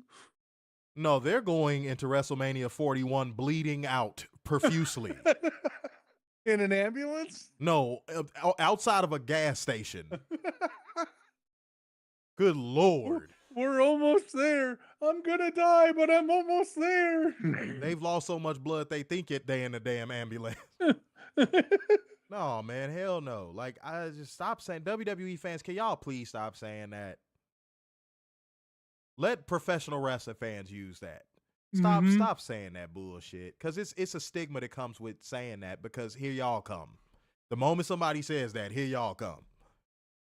You know what? I'm thinking about this. Like, I can't wait for either Kyle or Josh to turn, because even Kyle versus Josh is going to be a fucking phenomenal. You cannot go wrong with that fucking match. It's a win either way you go. And then him and Takeshita again. Oh, yeah, you can't go wrong. You can't go wrong. Warner, go ahead and take the rest of the show. I do have to conserve my voice for the rest of this day, because it is now officially the day that I have to leave. So, yeah. Nick Wayne is backstage with Kip Sabian and Mother Wayne. As he said, the patriarchy is a hierarchy, and who is at the top? The father. But when he is gone, Nick is cut off by an angry-looking Christian Cage, who walks in and says, "Daddy's home." Cage said then it's been quite a few weeks for Nick, and asked him to say what he wanted to say to his face. And Nick said Cage didn't want to stick to the plan of Revolution, because he wouldn't have wanted to be able to live with himself if Cope became AEW World Champion. I like that line. That was a good line. Cage said that's a strong assumption, and when you assume, you make an ass out of you and me. Cage said that he gave Nick a month to build his confidence, and he was impressed. And he was going to give him a Ring of Honor title shot for the TV title against Commander sometime soon. And they walked off. And he gave him a shot at the best of the Super Juniors in New Japan. Simple, to the point. Not too bad. And move something forward. All right, up next we have footage of FTR on Collision last week. Them almost trying to take out Shivani and Nigel saving them. Apparently they have been fined and suspended for a week. Move something forward, short, sweet, and to the point. Up next, another cheat code of a match. We got the Her Syndicate taking on the Gates of Agony.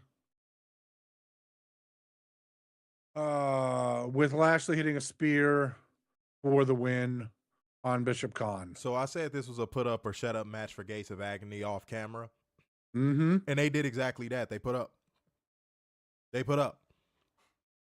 did. They got a great opportunity here to work against one of the biggest acts in the company, and I think they delivered.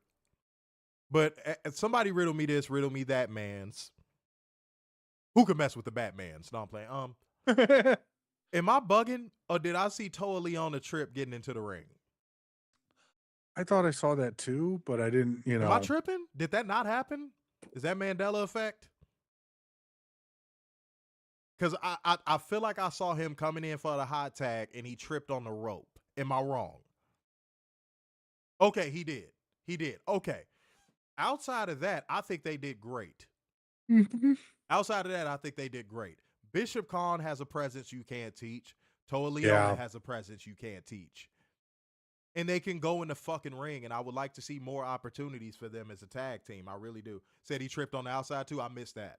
I did miss that. Yeah, I missed that one, too. But, yeah, he definitely – I think he was coming in. Toa Leona was coming in on, like, a hot tag, and he bust his shit. Like, I could have sworn I saw that, and I'm glad that y'all confirmed it for me. He bust his shit. Like, he damn near took a bump.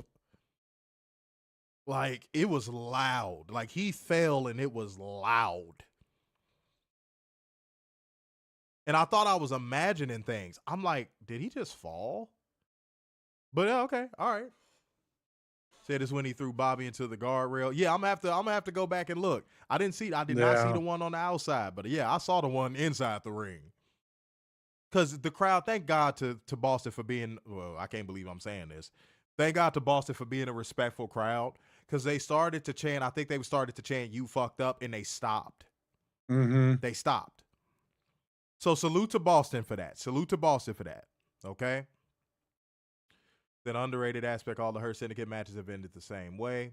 Opponent has a lot of momentum, but it's gone in an instant and over twice as quick. So here's the beautiful thing about this match too, though.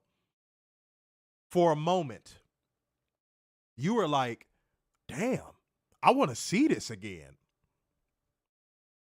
Because they were keeping up. So that match style is effective. The match style you just described, that's very effective. Because when you saw that, it made you go, damn, I kind of want to see this again. Mm-hmm. So I don't have a problem with that. I don't have a problem with them wrestling that match style at all. It helps get people over that way. So yeah, no, I enjoyed this thoroughly. They really went out there and fucking killed it. They really went out there and fucking killed it. And I thought Shelton Benjamin had an exceptional performance. Mm-hmm. And I thought Toa Leona was killing it. It was good. It was really good. It was a cheat code. I'm putting in a cheat code for this too. Go ahead. Mm-hmm. Alrighty, post-match, we have MJF showing up. He bring out 7 ladies. Oh my God. Oh my God. Stop. I couldn't wait to get to this. Sweetheart, honey, sugar lumps. Whoever you was in that little sparkly razzle dazzle dress with that goddamn creamy like vanilla, like I don't know what it was. Like that vanilla bean skin with the tig old bitties with that little sparkle dress on. Sweetheart, will you be in Vegas?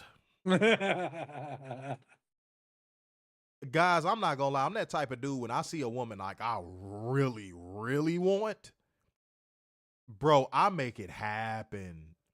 I make it happen. Sweetheart, whoever you are, I will pay for your flight. That is one of the baddest women I've ever seen. And shouts out to Notorious Mimi. She was out there as well. She's an independent wrestler. She was the redhead. She was the redhead. Mm-hmm. She thick as a motherfucker too. Yeah. She got an ass on her. It's with white girls having all this ass nowadays. I've done seen some white girls recently. I'm like, God damn. But yeah, whoever that was, that chick was in that little sparkle dress, somebody find me her at. And I'm dead ass serious. Mm-hmm. I'm dead ass serious. If she ain't even from America, I'm going to hit her with the, do you have your passport? Did you get your shots? Girl, won't you come back with stocks to America? Oh, me. That was one of the baddest bitches I've ever seen. Fine as a motherfucker. Lord, God damn. It was one they had out there, though. I was like, I ain't going to say who. I'm not mean-spirited. I'm not going to say who, but it was one that I was like, what the fuck is she doing out there? Yeah, but continue, Warner, continue. Okay. MJF said they can have the night with all these lovely ladies. All he wants in return is 3 thumbs up. Damn. MJF kicks up his feet in the corner as MVP gives his thumbs up. Shelton Benjamin, who obviously is distracted, said he might need a little more time. Benjamin said he's a fan of very nice things and needs more time, signaling to MJF's watch. MJF said he knew he liked Benjamin and said he'll give him his watch 4 thumbs up. Benjamin was about to give the thumbs up when Lashley glared at him, and Benjamin gave him a thumbs down. Yeah, when Shelton was like, when MVP was like, Shelton, huh? That was funny. That was a funny fucking moment. I like, we forget that he has those chops. Yeah, we do. You know what I mean? Mm-hmm. That was a throwback moment right there. Like I was just like, oh, he still has those chops. He can still do that funny ass character work if he wants to. And by the way, let me call that a super chat. Daniel Malcolm came through with the 10 schmackaroos. Appreciate you, man. Mm-hmm. Says, sorry I ain't around like I should. Hope to see you this weekend. Oh, you gonna be out there, man? Yeah, man, I'm gonna be a little bit of everywhere, dog. I'm gonna be a little bit of everywhere. But if you ain't got nothing popping on Saturday, man, pull up to the little WrestleMania watch party at the Palms Pool. You know what I'm saying? I'm gonna be cabana'd up. Mm-hmm. You know what I'm saying? Liquor, bitches, shimmy. It's gonna be a good time. I'm gonna have a good time. And I want to fly out that woman in the segment. Ma'am, wherever you are, hit me up. Hit me up. I will get you a flight. I got the paper, bitch. What you want to do? That was she was so fucking fine. Somebody find me her at. I'm dead ass. Man. And she had the body butter. All right, you know it. See, Werner, they don't need to know everything. They don't need to know everything. No, they don't need to know everything. Go ahead. MJF was about to say he's out of his damn mind, but switched to democracy and said that's something he appreciates. MJF told Benjamin is something he wants? He appreciates. There we go. What the fuck is a princess? You motherfuckers there a princess? I'm like a purchases. What the fuck? All right, go MJF ahead. told Benjamin he's grown to being a fan of his, grown up to be a fan of his. So he'll still give Benjamin his watch, and said he could have all the lovely ladies tonight. When MJF joins the Her Syndicate, there will be more watches, more women. Where that came from. MJF told Bob he respects him for being the Almighty, but MJF is known for getting what he wants, and that's because he's Maxwell Jacob Freeman. Dude. And he's he's better than you, and you know it. Bob. Lashley was left unimpressed as Benjamin admired the women in his new watch. Dude. And we go to break. Bob. No, it was a good segment. I thought it did what it was supposed to do. This is actually a good segment. I enjoyed it. It was an enjoyable segment. It moved it forward. Bob. Yeah, all caps. Mm-hmm. Bob. You know. Let's see what we got. So all of the women look beautiful, respectfully. I'm jealous as fuck. Hey, but homie, some stand out. That one chick I'm talking about, brother. Yeah? Yeah, Malcolm said Five Smack Rules said watch party. Say, yeah, man, I'm going to be there, man. I'm going to have some girls. I'm going to be that bit popping collars. It's going to be a good time. Don't you worry. It's going to be damn. Oh, wait, hold on. Okay. All right, guys. So I got to wrap this up because,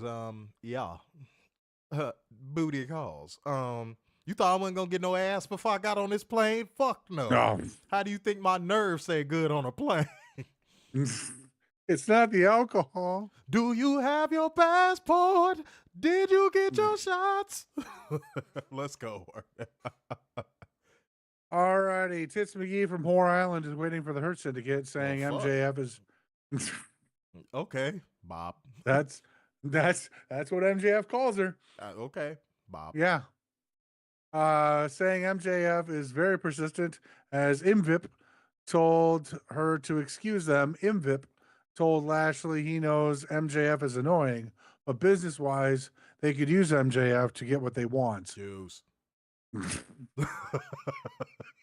You okay?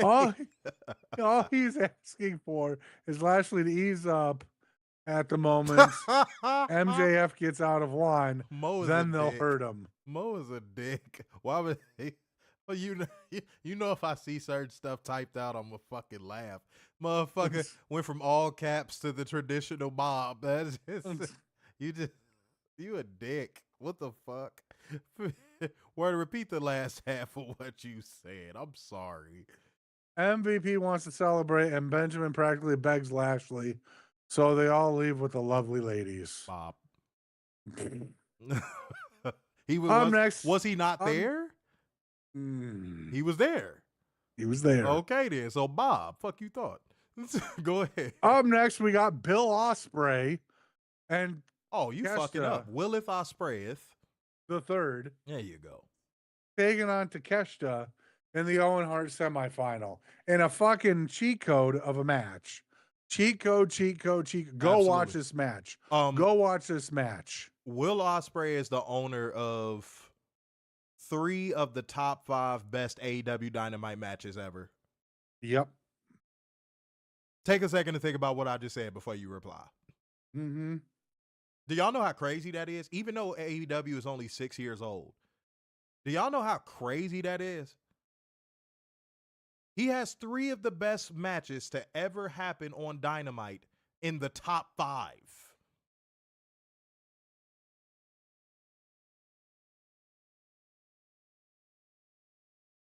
I think we talk about Tony Storm, Hangman, and everybody else at Swerve a lot. But that should speak to how great AEW is. What Will Ospreay is doing, his game tape is getting lost underneath other people's great game tape. But the run that Will Ospreay is putting together is not to be ignored. Right.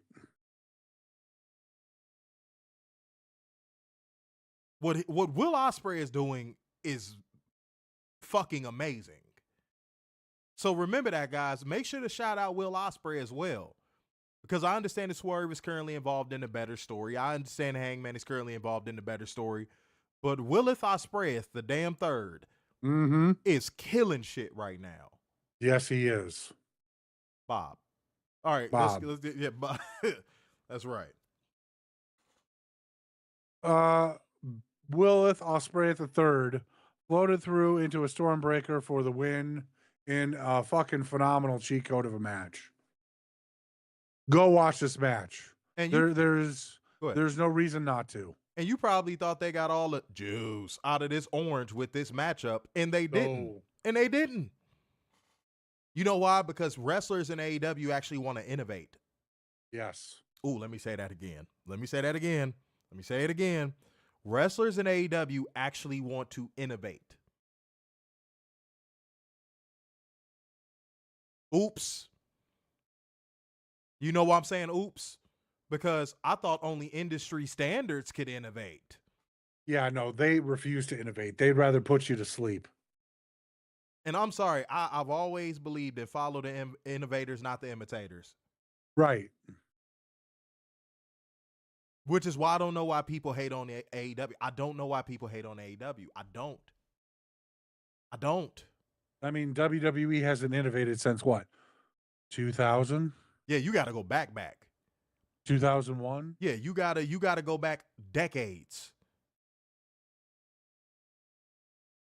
So how can they call themselves the industry standard when they're not innovating? They're not setting the trend. I want y'all to keep that in mind. That's a nugget. I hope y'all hold that on with y'all. Stop letting people run around act like WWE are the innovators. Like if something happens to me, I want y'all to take that nugget and that tidbit of information, because don't let nobody run out here and say, while AEW exists, oh, WWE is the only one that innovates. Because we all know that's bullshit. Understand? Let's keep it going. Ooh, all right.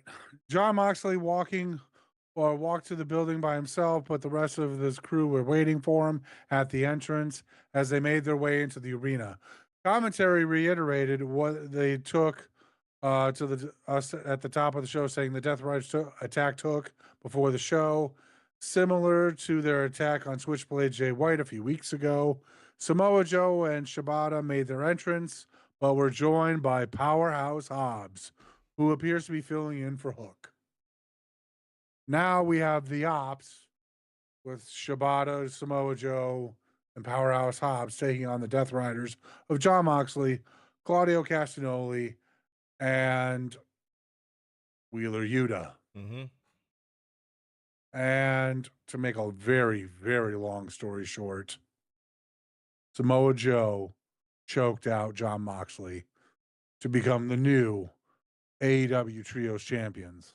Bro, the pace of this match, the psychology of this match, the story of this match, every one of these people involved have been intertwined in a storyline at one point. Hold on 1 second, y'all.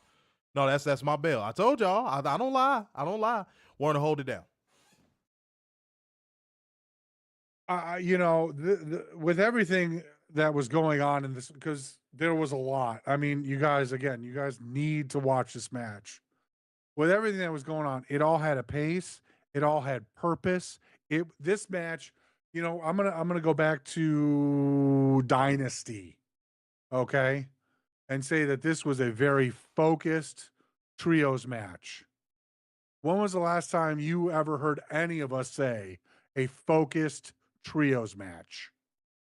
And what felt the most beautiful about this, Warner, it felt like a moment that Sting should have gotten in WCW. Yes. You know what I mean? Like it felt like a celebration of AEW. The moment itself felt like a celebration of AEW. And that's honestly what I liked about it the most, was that it just, I don't know, it felt triumphant. Mm-hmm. And also, this kills any narrative, literally any narrative of those people that go, oh, all the Death Riders do is just dominate the product. They're the new bloodline. And I love how they say that as an insult. And it's like, wait, y'all were the ones that were defending that bloodline shit. Right. No? And it's only in the third inning. Yay! Which, Werner, that plays into what I've been saying for the longest time. They know that product fucking sucks. Mm-hmm. They just refuse to criticize it. Mm-hmm. That is irony personified to me. They're using the bloodline as a negative connotation about the Death Rider storyline, but these were the same people telling you that it was the greatest thing since sliced bread. It was cinema, right? Mm-hmm. Mm-hmm. I don't know. That don't sound like cinema to me. No. If you have to utilize it in a negative connotation, that don't sound like cinema to me. So, drones, I'm gonna let y'all know, y'all need a new talking point because y'all got caught slipping with that one. Whether you know it or not, y'all got caught slipping with that one. But that's all I got on it. I really loved the way this match played out. I thought it was dope. I thought it was super dope. Mm-hmm. And it was executed very well. I love the ending where after the whole match, everyone was coming in and celebrating. Yeah. But Kevin fucking Knight, man.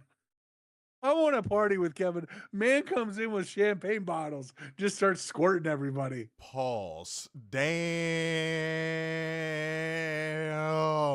Pause. I'll pause that one just in case. But no, shouts out to everybody, man. Again, AEW was triumphant. They won the night. Yeah. And honestly, if Collision is great tomorrow, they're going to win the weekend. Uh-oh. Yep. Uh-oh. Yeah, I mean, if Collision is great tomorrow, WWE, pressure's on you. Yeah. The slow head turns are going to start happening, bro. Mm-hmm. Especially with all of this passive-aggressive, narcissistic shit these WWE executives been saying during media week. It's going to get spooky. The whispers are going to start turning into yells, bro. Real soon. Mm-hmm. All right, so y'all better play it smooth. But I give tonight's show a 9.7. I really thought they knocked this shit out the fucking park. And I said to Werner before the show even started, I said they need to make this show wrestling heavy, which is exactly what they did. Mm-hmm. And the wrestling was phenomenal. The wrestling over-delivered. I have no fucking complaints. Moment of the night. Again, I know it's cheap, but I have to do it because it applies here. The whole card. Mm-hmm. Go ahead. I'm actually at a 9.9. Mm-hmm. There was not. I mean, I was this close to giving it a 10. I just there was very, very little to nitpick about this show. I mean, it wasn't even enough for us to warrant to even talk about it. I think this is going to be great, a building block for the future. Mm-hmm. Hopefully we can see this again next week as it's a little bit more wrestling heavy. I'm curious to see what's going to happen now with the world title and going into Double or Nothing, because now that Joe choked out Mox. Now what? Is that the new number one contender now? Yeah. But moment of the night, I'm with you on the whole card, but you know what? I gotta give it to Mercedes and Willow, because those two went out there, or Athena, sorry. Willow. She's so fucking adorable. I just got Willow on the brain. Shouts out to Willow. I'm gonna see you in Vegas, Willow. But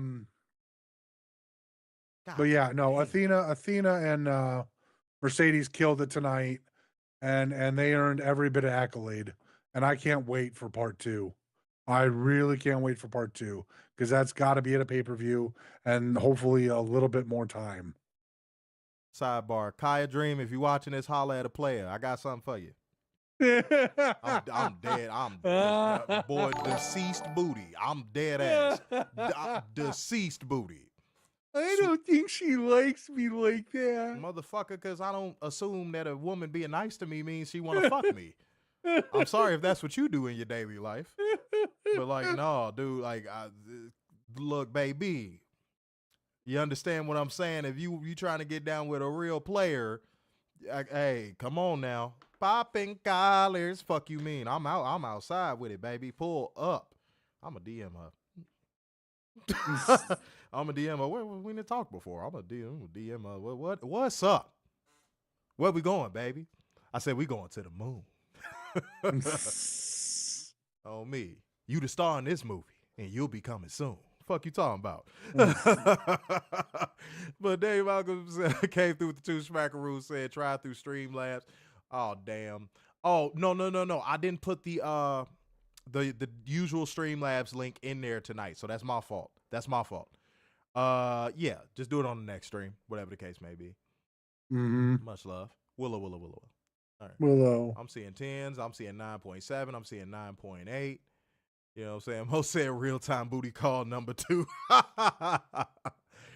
You ain't know the movie Booty Call was about me? Oh, man. You know what I'm saying? Except the action happens way sooner. Okay. But let me see what we got. Yeah, people saying Mercedes Athena. Said moment of the night Swerve and Willow. Yes, Willow. We love you, Willow. Yes. Please come on the show. It drives me crazy how much we love you, Willow. Yes. But Mo said 58 minutes, 38 seconds of wrestling on SmackDown, 33 minutes and 21 seconds on Raw. Fuck my life. Hour and 1 second on Collision. 1 minute. I said 1 minute. 1 hour, 19 minutes, 15 seconds on Dynamite. Yeah. Dynamite. Well, tonight is Nitro. Yeah. Light the fuse. Bring the boom. Nitro. All right. Much love. All right, y'all, clear the air, man. Hey, pray for safe travels for your boy, man. You never know what happens in this crazy world, man. Pray for safe travels for your boy. Pray that I get there, you know what I'm saying, unscathed. But if I do die, I'm going to be a fly-ass corpse. Fuck you mean? You know what I'm saying? The half-burnt off-white shirt. You know, that'd be dope. You know what I'm saying? Much love. I'm going to go out. I'm going to go out fly. Mm-hmm. Yeah. Juice. But fucking no, it's gonna get popping. It's gonna get popping. I can't wait to get out there and get to work. Shouts out to the good people over at Progress Wrestling. We gonna get that shit done. Then after that, I don't know. I'm gonna put my dick on somebody's grandma back. It's gonna be a good time. And it's gonna be a sexy grandma though. It's gonna be a very sexy grandma with a pension. You know. It's gonna be a lot of fun. Said hope to see you in Vegas. Oh man, yeah, man, slide through. I told you I'm gonna be on Saturday, man. I don't normally announce my location, but I announced my location for that one, little thing, man. Yeah, show love, man. Pull up to the Palms Pool Club, man. Pull up. I will be there. Yeah, I'm gonna be there. All right, when I played it to your whiteness one time tonight. I hope you feel better about yourself now. I do. I really do. I feel seen as a white man. Anything you want to clear the air on, bruh? All right, since we didn't get to in what you're not gonna do, Nick Khan. Good fucking Nick God. Khan. Good fucking God. Good fucking God. You said a lot of stupid shit today. Oh my God, bro. And you saying you don't sign people to sit them is a fucking lie personified. That's the lie of the damn century. Because I haven't seen Andrade in how many weeks? I think Alexa Bliss is on milk carton somewhere. They re-signed Alexa Bliss and benched her with the quickness. Yes. God damn. And she'll like it too. Yeah. God damn what they did to poor Alexa. So don't, and I know there's more examples. So don't be lying out here when in the streets, we know the truth. The bombshell, the only bombshell that Tree Sap dropped was when he was like, they literally only re-signed Natalya to keep her away from doing the Owen. Right. That was the only bombshell where I was like, oh. So see Tree Sap, we give credit where credit is due. But like, homie, pretending like you are the living tribunal of equality in pro wrestling is a joke. I am the equality man of wrestling. Oh me, like you are the specter of fucking equality in pro wrestling. Cut it out. Cut it. Stop it. Stop it. Stop it. Read your comment sections. That'll tell you what people think your platform leans towards. I've learned. I only read super chats. Because that's how I roll. Why do you make him sound like Michael Fairman? You make him sound like Mike. You make. well, you gotta put a little more snarkiness on that impression.